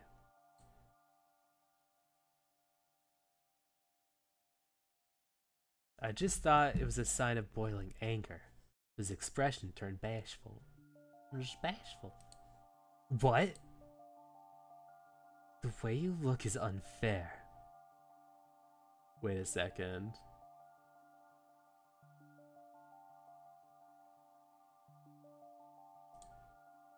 He grumbled and retreated to the couch where he resumed watching TV, leaving me lost for words.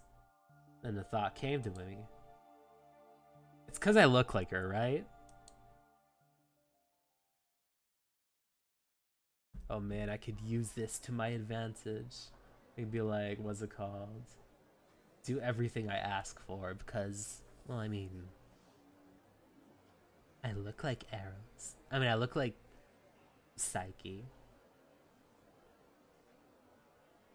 How are you going to carry all this on your back? Your car isn't around anymore. It's your fault. Ah, yes, because it's so easy to blame me for every inconvenient thing. Despite a close call with a car theft a few days back, Eros' meddling ruined those efforts. Whatever he did ended with the front of the car door being banged up beyond my capabilities. So I had to take some crumbles if I had called saving to have it checked out. Human, I'm hungry and thirsty. Eat your feathers and drink your spit. How cruel. You literally bought yourself something to eat and offered me nothing. Am I your mother or something? No, just drop my bags. The eggs better not have been in that one or I'll beat your ass. Eros let the bags drop on the floor and crossed his arms, tapping his feet impatiently. We were in the middle of the mall. Should have gone to Higgy's instead. Perhaps the embarrassment that I was unwittingly feeling wouldn't have been so bad. Pick them up. Give me something to eat. Man! Okay. Oh, that's not food, but I'll take it. I handed my leftover shake from the food court. He was all too happy to pry it from my fingers, fighting back the frustration that my favorite drink was going to his belly instead of my own. I settled for a better idea. Smacked the bottom of the cup while I was drinking. You're a bitch. Watch your mouth. You want a drink, so I helped you drink. Eros licked his lips and wiped his face with his other free hand, fixing his mouth to retort. However, he didn't get to say it. Someone else joined us. Mel, is that you? Not many people call me Mel these days. Rather those that did. I'm not necessarily close to them. I don't feel too comfortable with that nickname. Not after a certain man used to call me that. To add insult to injury, that voice sounded like his. It's you! What a surprise! I know you moved to West Quasi, but I didn't think I'd find you here. A friend of yours? Pick up the bags and let's go. Wait. What's with all the haste? Don't you want to catch up a little? Rohan's hand grazed into my arm before I pulled away. I shot an annoying glare at Eros and stormed off. Wouldn't want to entertain that clown any more than I had to. I just hoped dumb Eros wouldn't get the memo and come along quickly. Doesn't seem like he wants to reminisce. Who are you to him? Huh? Oh, an ex.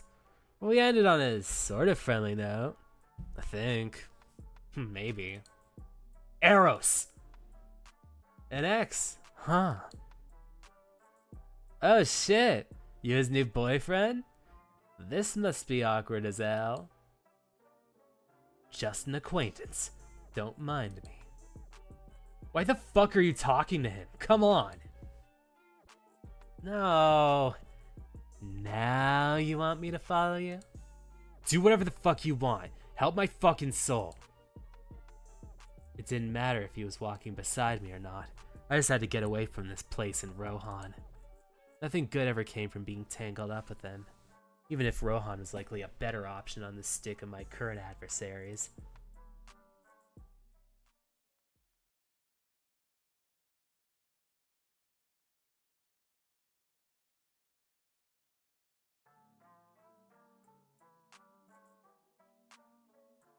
I watched the human walk away, festering in some sort of tantrum. From what I gathered, this man was someone he wanted to see. Wasn't someone he wanted to see, or spare a few words for. I guess some things don't change regardless of the time period.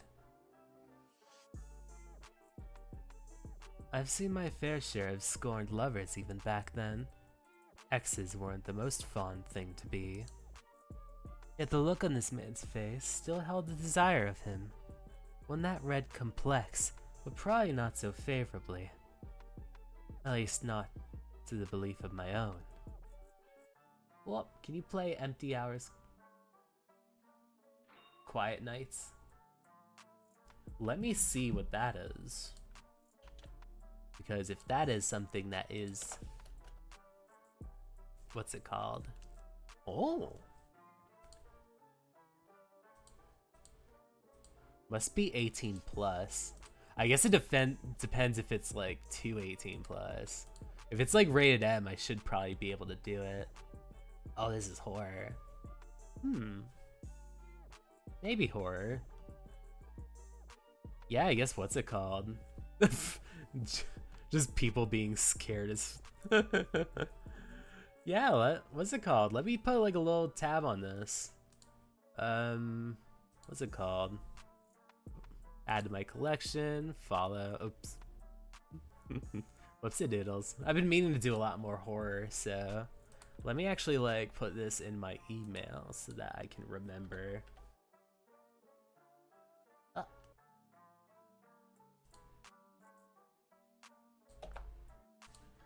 So Empty Hours, Quiet Nights.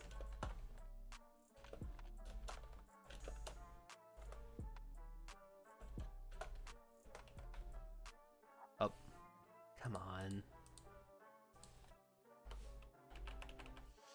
Sorry, I'm just doing this because there's an ad in progress and I don't want to really like, what's it called? Go ahead before people are going through it. I usually try to do just 1 minute because what's it called? Ads are annoying. I'm like, I don't want you guys suffering through like 3 minutes of it or like 2 minutes of it. I'm like, what's it called? Just something that could either be like blocked pretty easily or something that can just be like, what's it called? Mulled over is nice. Yeah. Welcome back, everyone that got hit by the ad.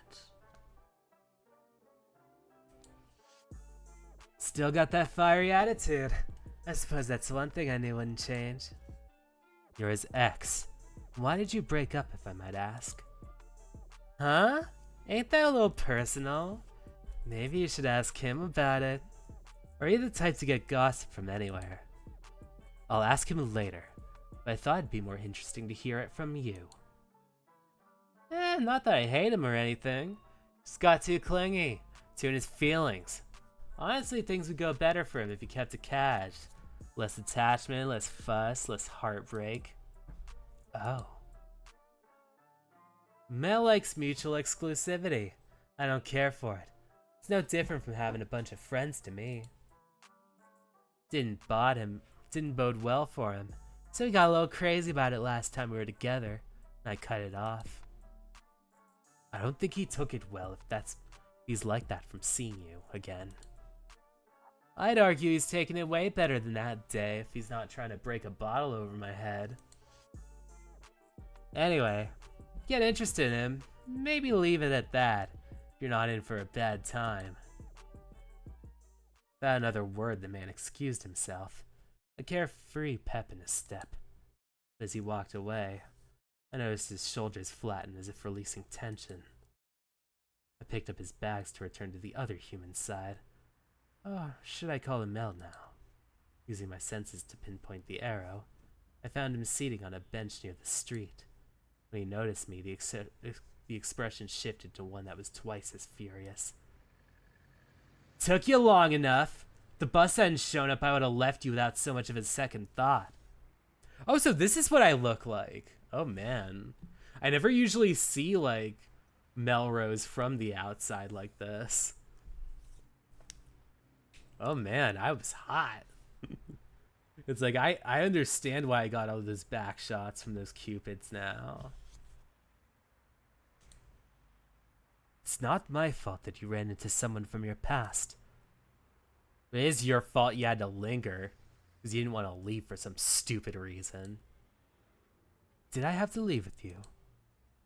You had my stuff. What kind of sense are you trying to make now? He was definitely giving off the energy of a discomforted, scorned ex. But inside of that seemed to exude something else for the man. An opening. Mel. Ah. His entire body tensed up. The shock in his eyes was clear to me. My name is Melrose. Don't call me Mel. I want you to say Mel, and I want to say it. Good luck getting a response from me then. Mel. Mel.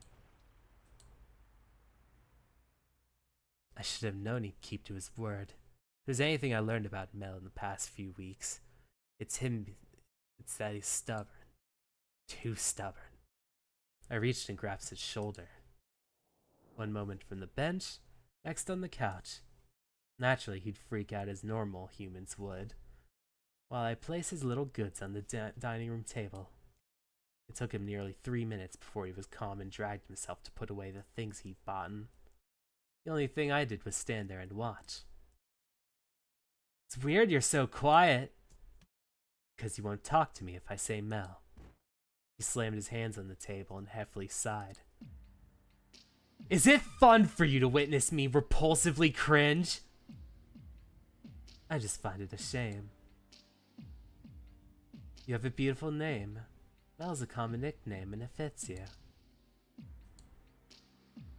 I feel like you're giving this other human power over your name in some way, just because he's someone from a sour memory. Your name is yours. It's who you are. How people define you. That other human should make you cringe or feel repulsed by it in any part of the way. To think that something so small and trivial could bother me so deeply. One's name was their birthright. To let someone else have control of it felt like giving up one's identity. If Mel wanted to do that, I shouldn't be making such a fuss. It wasn't my place to tell him what to do. Nor should I even care that much. It didn't sit well with me. And as it stood, I felt it necessary for him to know that. So my name rolling off your tongue is supposed to heal my pain. Huh? Make me less disgusted by an innocent nickname. He closed the space between us, staring up at me mockingly. There's nothing to prove or discredit, only things I want him to know. I never claimed to heal your pain. I just hope that hearing it from someone else will make you hate it less. He's not her. Even his face, which looks like hers, is different. Equally beautiful, but with the imperfections of a slightly dry face among tiny blemishes. The angular shape separated his from hers. Their eyes reflected two different lights, but in this moment, Mel's eyes mirrored hers. The way Psyche looked at me imploringly, in my last moment before my coma. I failed her. Failed to give her what she wanted. Why would that someone else be you? The god of love? The being that cursed? Oh!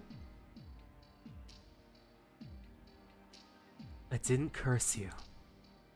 In a snap motion, I grabbed his face. Barely registering the flicker in his eyes, I seized his lips. Quick. A spur of the moment.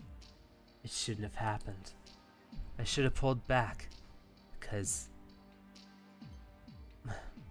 well... But my hand gripped him, and pressure built in my head. In my chest.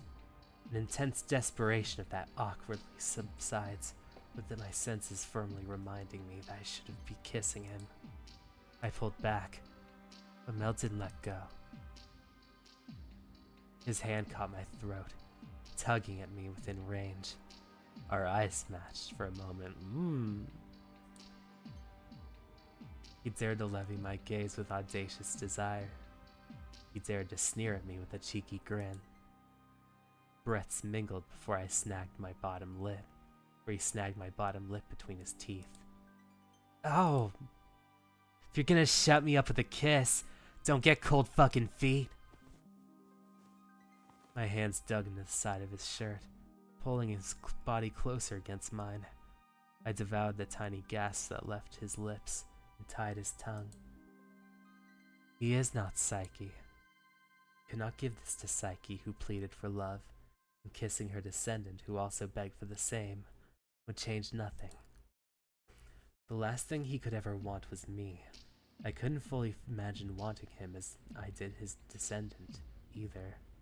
Or his ancestor, either. I shouldn't entertain the thought of even being a potential solution for his pain. But this kept us from spiraling. Changed the conversation to something else. Whether it was good or worse, I didn't want to learn. Okay, enough. This is... enough? As if I wanted this to begin with.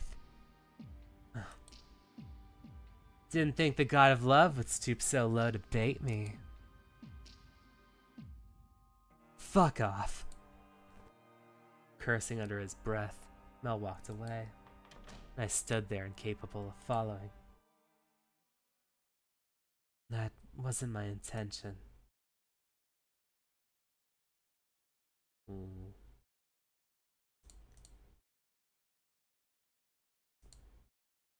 Let me be right back a moment. I shouldn't be too long.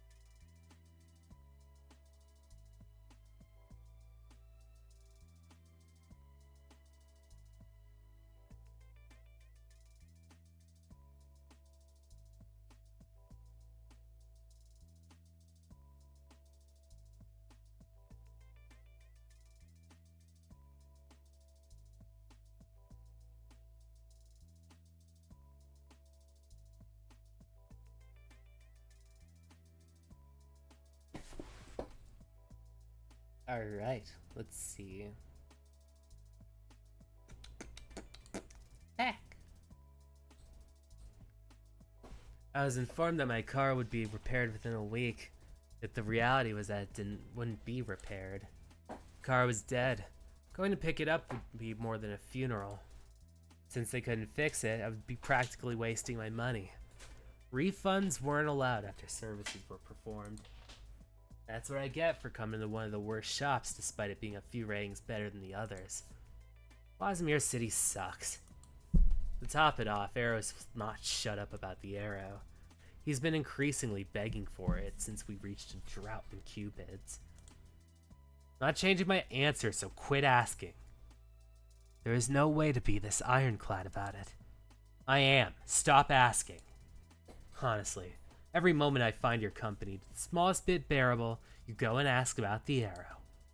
I'm convinced that you enjoy ruining my mood. I look back to find him paused on the sidewalk, eyes trained on the building we were passing. Love Life Studios. The company with that popular radio show dedicated to matchmaking people.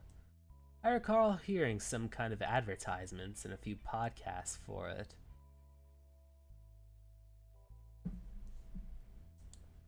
Eros wouldn't budge from this spot.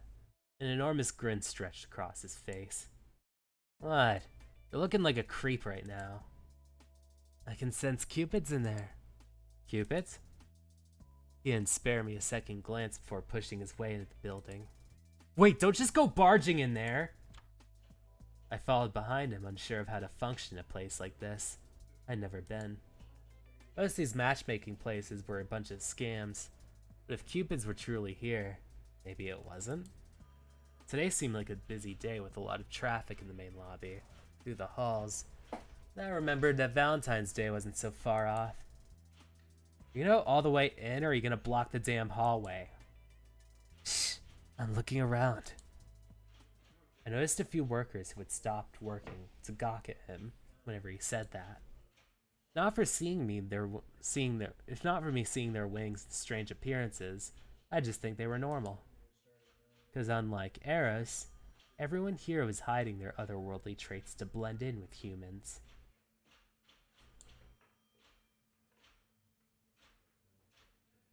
Excuse me. One approached us rather urgently. His hand almost grabbed Eros's wrist, but retracted quite fast. The man bowed his head and gestured to the hall behind him. I wasn't exactly sure from where, but he looked familiar. Guess he noticed my staring because he stole a lingering glance before addressing us. But I speak with you in private. My office is around the back. It wasn't until I sat in his office when I realized he was a major figure. The Dr. Love. It all made perfect sense that this place had a successful track record if its CEO or whatever happens to be a Cupid. Pardon my behavior. It's just for years we had believed you to be dead, my lord. Being asleep does not equate being dead. Did Aphrodite not teach you this? Lady Aphrodite told me that your body became the realm of Thespiae, that you died to spread your love across the world. She had no mention of your slumber, or your tangible form still being in this world.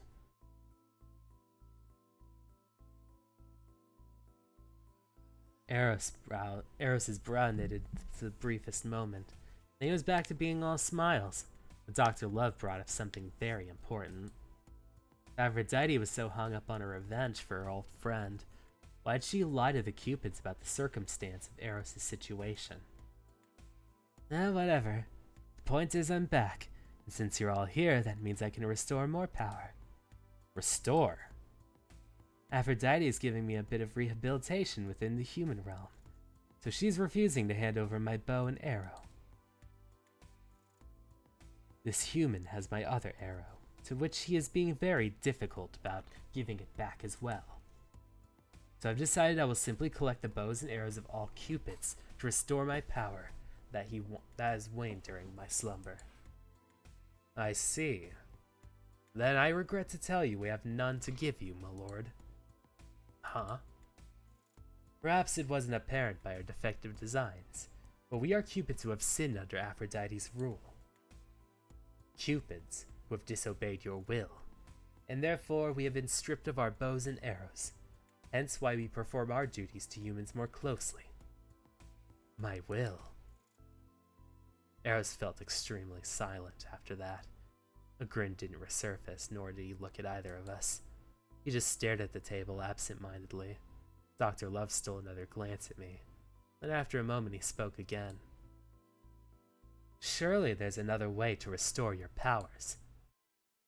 I have lived a long life. I don't think there's much left in me in this world. If you need my essence, Lord Eros, please claim it back. I will not get rid of your life. I only want the bows and arrows that you were born with, you lot. I have no interest in killing Cupids I created. Once I take your bow and arrow, you're free to live in this world as you see fit, and die whenever you please. Your essence will naturally return to me then. No other Cupids will be born now that I've awoken. I see. Then I respect your wish, O Lord Eros. I will live the remainder of the life you have spared. I guess there's no other point in sticking around here. You would happen to know where Aphrodite has stored the bow and arrows? Only that they're in Thespia. Well, back to the drawing board. Eros stood up and headed out to the office without another word. This time I lingered behind, staring at Dr. Love. Can I help you with something? What sin did you commit? He seemed to be taken aback, but I answered receptively. I fell in love with a human. That's all? That goes against Eros as well? We must never partake in our own selfish desires of love. As Cupids, we are only to help foster love between humans. That's his will. He didn't answer, but I figured it was. First thing I wanted to say was how dumb Eros was for creating such a rule. Boy, would I've loved to have the opportunity. However, I couldn't deny that something wasn't adding up. Hello? Mel? I'd leave you here, but you have all the money and I'm hungry. You and your stupid appetite. I stood up from the couch, giving Dr. Love a nod as I grabbed up Eros' drape and pulled him along.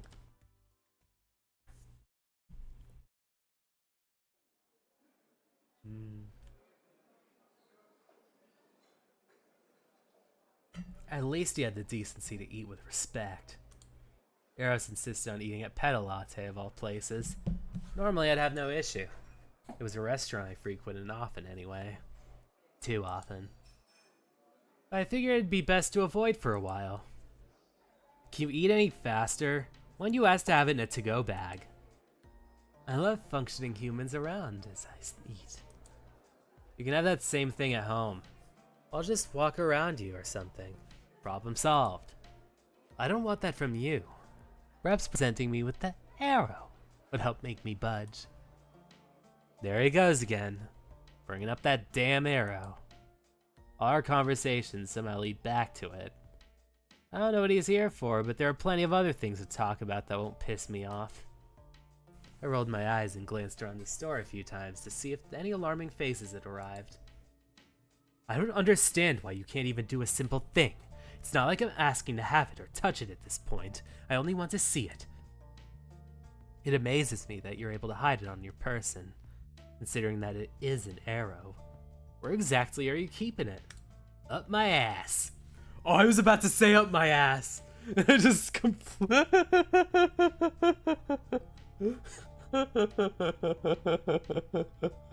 Not me and Mel were so energetically aligned that we were both gonna say the same thing. I didn't even realize those were gonna be the words on the screen. Really? Nope, finish eating your food already. Suddenly, I want to savor the taste even more. Of my ass? You're so damn annoying. So damn annoying I couldn't stop watching his lips. Couldn't stop remembering the softness of them pressing against mine, the taste of his mouth. We never brought up the whole kiss thing again. It just happened. Hard conversations were usually the strong suit for me, but somehow the thought of that topic made me nervous. The god of love randomly made out with me. That was it. No explanation. No explanation from me. Maybe it was better that way. It showed that the god of love was no better than the average man, treating physical intimacy as a means to scratch an itch. Treating me as just a body, too. I told myself this, but my cheeks were still burning, recalling the memory. Stupid. Huh? Just eat. Watching him take his dear time, I figured there were more important things we could discuss. Considering our visit with Dr. Love, I couldn't help but wonder where his mind was on it. What exactly is your will? Will? Dr. Love said Aphrodite punished them because they went against your will. What is it? I don't have one. What? No will nor decree was necessary. I always did whatever I wanted with the concept of love. The bewilderment on my face was unbridled as I continued to eat, as if nothing he said sounded strange at all. Doesn't that come off to you as strange in any way? Like, anyway? Why would it? Dr. Love said the sin was that they fell in love, that Cupid should never seek love for themselves. That's stupid. He nonchalantly shoved a spoonful of mac into his mouth. Oh man, mac and cheese, good taste. If it's so stupid, then why is Aphrodite doing that to them? I don't know. It's just how she's handling things. It's the only answer I can give. So you don't care. I'll look into it once I've restored some of my powers. But you could speed along by, letting me see the arrow. No wonder Psyche got fed up with your ass. I muttered under my breath. Didn't escape his ears, though. Side-eyeing me between sipping his drink. Eros confronted me. So you're an expert on an event long before your conception all of a sudden. It's been a story in my family up to this point. You tormented her for nearly a month with your godly punishments before she outsmarted you. I don't recall tormenting her. You don't recall it? I squinted my eyes, doubt practically tattooed on his face at this point. He lowered his drink and gave me an incredulous stare. You seriously believe I tormented her for a month? That's the story. As far as I'm concerned, almost being drowned by a school of fish, scorching by the sun, and chased by a slew of bees sounded like a different trial from hell. She loved to swim among the fish, so I asked him to accompany her. Sunny days were her favorite, so I asked Apollo if I could borrow the sun from her. The bees came as a result of the spring flowers pollinating in one of her favorite fields. For what reason did the flowers need to pollinate faster? She wanted to see them bloom sooner. Ha! I pinched the bridge of my nose. A stressful chuckle left my throat. Seriously, all those acts were a divine punishment, with a god attempting to court a human? I'd rather believe she was torturing her. I may be known for my pranks, but contrary to your belief, no such pranks were pulled on Psyche ever. I fell in love with her. I wanted to get closer with her and woo her when no one else would. Who's to say you didn't scare them all off?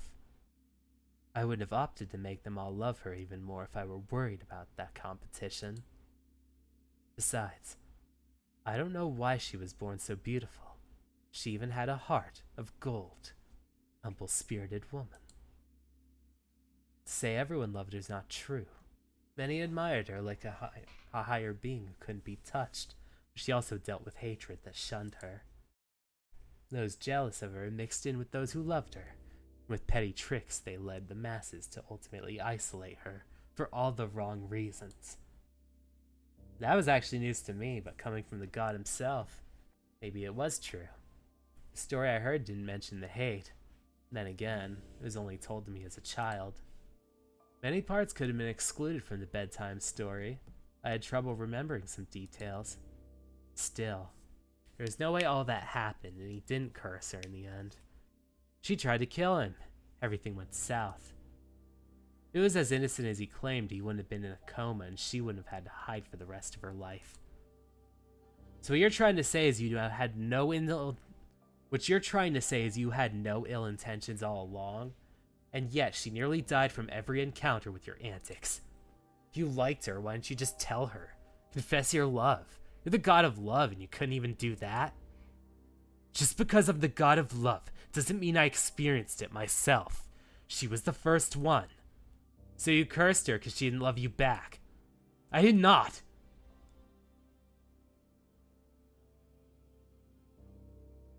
Eros snarled, slamming his hand against the table, causing it to shake in the process. I caught the glass that threatened to fall and offered him a skeptical smirk. Getting pretty angry there for someone who didn't curse her. I was the one who got hurt. The one who suffered the most in the end. I didn't curse her. She had my arrow.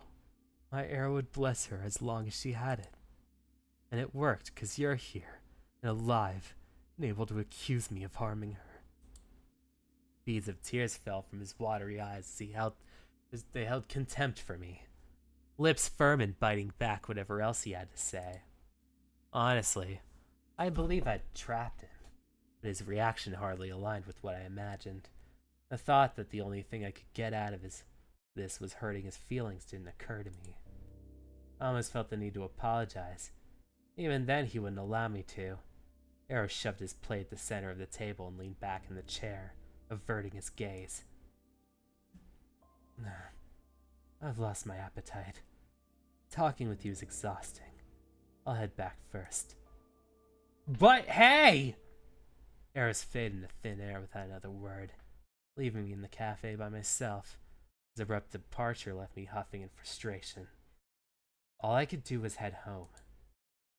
But then, I immediately recalled the reason I'd be weary to come there.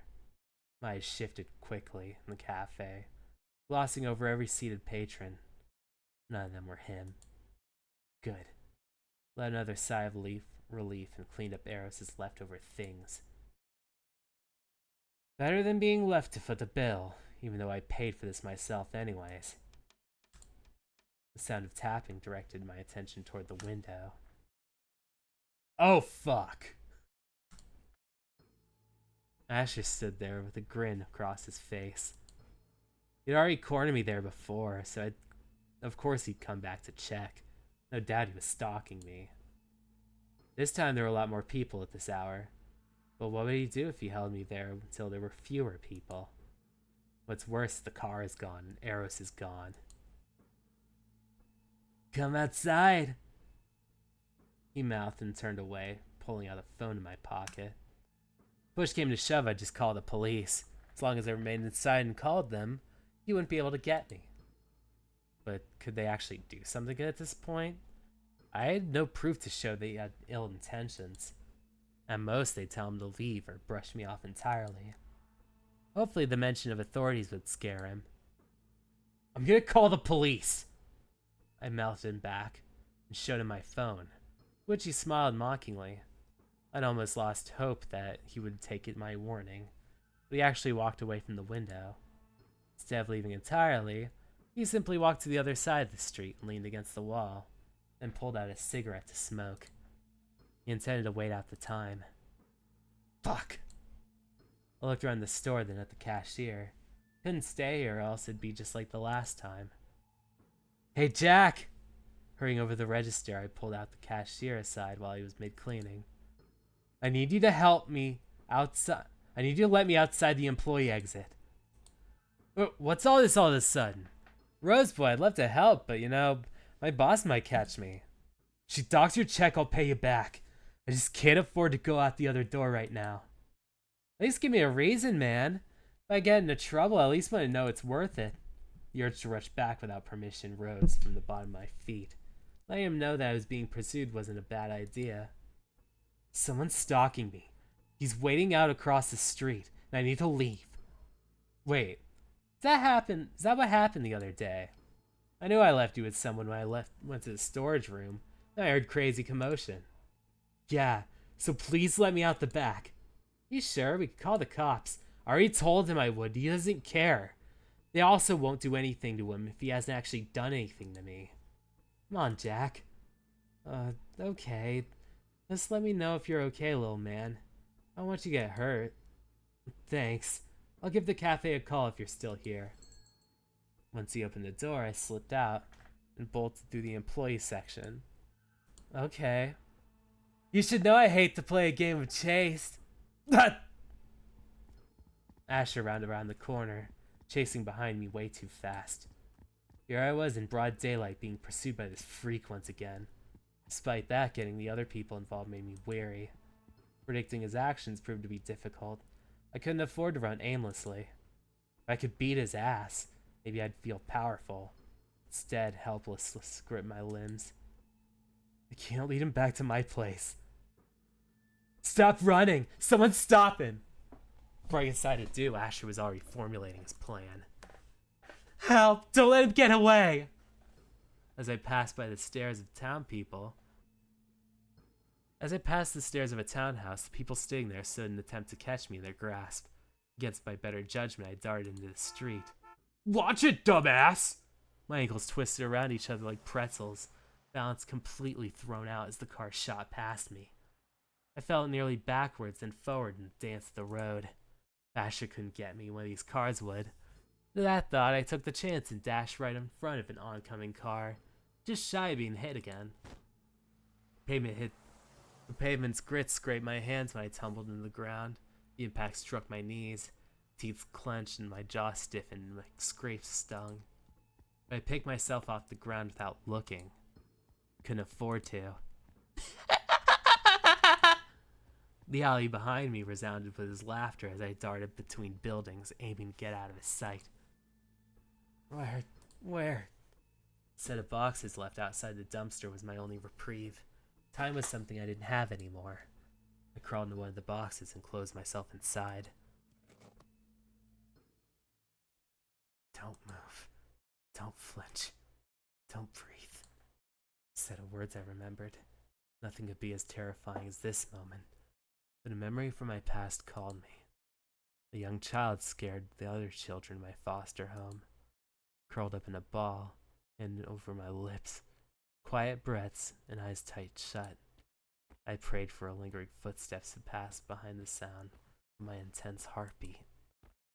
Melrose, I don't hear your feet anymore. You couldn't have gone too far from me. Where are you? If I'd been nicer to Eros, he wouldn't have gotten upset. He wouldn't have left. I'd have his help. Oh, I'd feel safer. I made Eros cry. My words were enough to bring that out of him. I'm being punished for that. Is this some kind of divine punishment?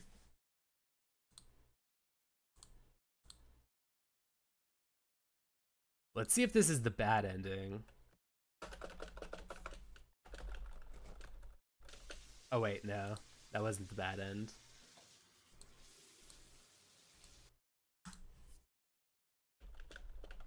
This was the bad end. Aw, shit.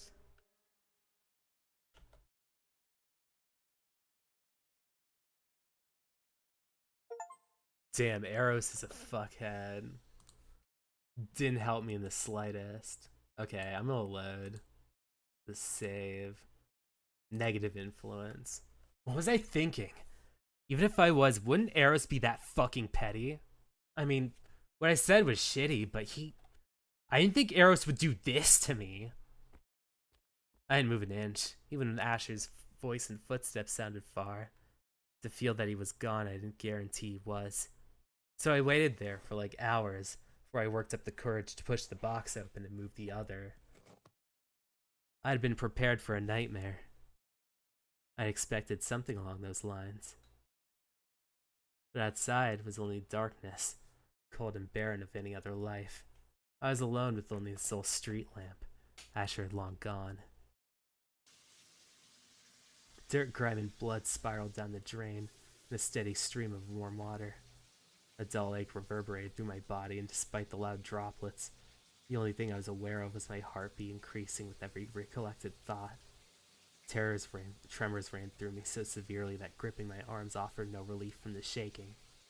The worst part, Asher was still out there, somewhere wandering and waiting for me. I never dealt with something like this before. I'd been in plenty of dangerous situations, ones where I could have died or been killed, ones where I could have killed or caused someone to die. Never had someone actively stalk me just to kill me, especially when they didn't have to. I said I'd stay the hell away. Whether it was hopeful or not, he clearly didn't like me. There was no love left between us. There never was, at least not on his end. That's what he said. I can't understand. Why would he choose someone so dangerous as Asher? The sound of something drop in the main room made my head snap back. Twisting the knobs, I turned over the water, stepped out grabbing a knife that I'd brought with me. Darkness filled the rest of the apartment save for the light in the bathroom. My footsteps and the quiet drip of the bathroom faucet in its stillness. The knife was gripping in one hand, the towel in the other. I twisted the knob in Marlowe's old room to find nothing. My room was the same. No one, nothing. No one else but me. Hey! Ugh! I rolled around with the knife pointed, ready for the gut of whoever it was. The wrists were bound in seconds with a pressure that threatened to break them. The knife slipped from my hands, clattering the floor louder than anything. Mel! Can you see me right now? Eros. Eros materialized in the thin air. He wasn't there moments ago, but he was there in my face. The wash of emotions overtook me, rattling my body uncontrollably. Well, I don't, Of course the god of love wouldn't know what to do with a half-naked man holding a knife, bursting into tears in front of him. I didn't know what to do with myself either. My breath refused to return to me, almost suffocating from the pressure. Mel, it's okay. You're all right. I can't breathe. Mel, hey!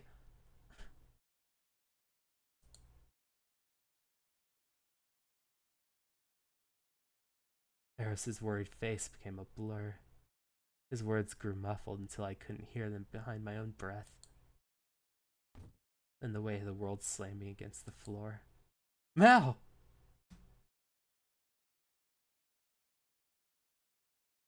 I think my throat's starting to kind of become a little more dry. So I'm sorry to say I'll have to save this for next Sunday, where I can be a little bit more like, what's it called? Be more attentive. But yeah, let me save a moment again and be able to pull away into the main menu. But thank you all so much for coming along. It's always really awesome to be able to stream on the weekends and be able to, especially be able to do this, because I know that, what's it called? I had a lot of time where I wasn't able to jump in, but I had a really good time. I think that, what's it called? I know this Saturday I'm also going to be a little booked because it's a family birthday, but this Sunday I'll try to play more To Kill Eros.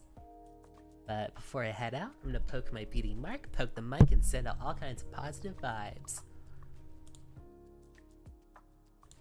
Now, until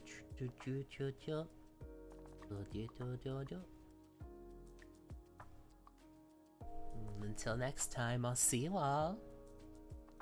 Bye.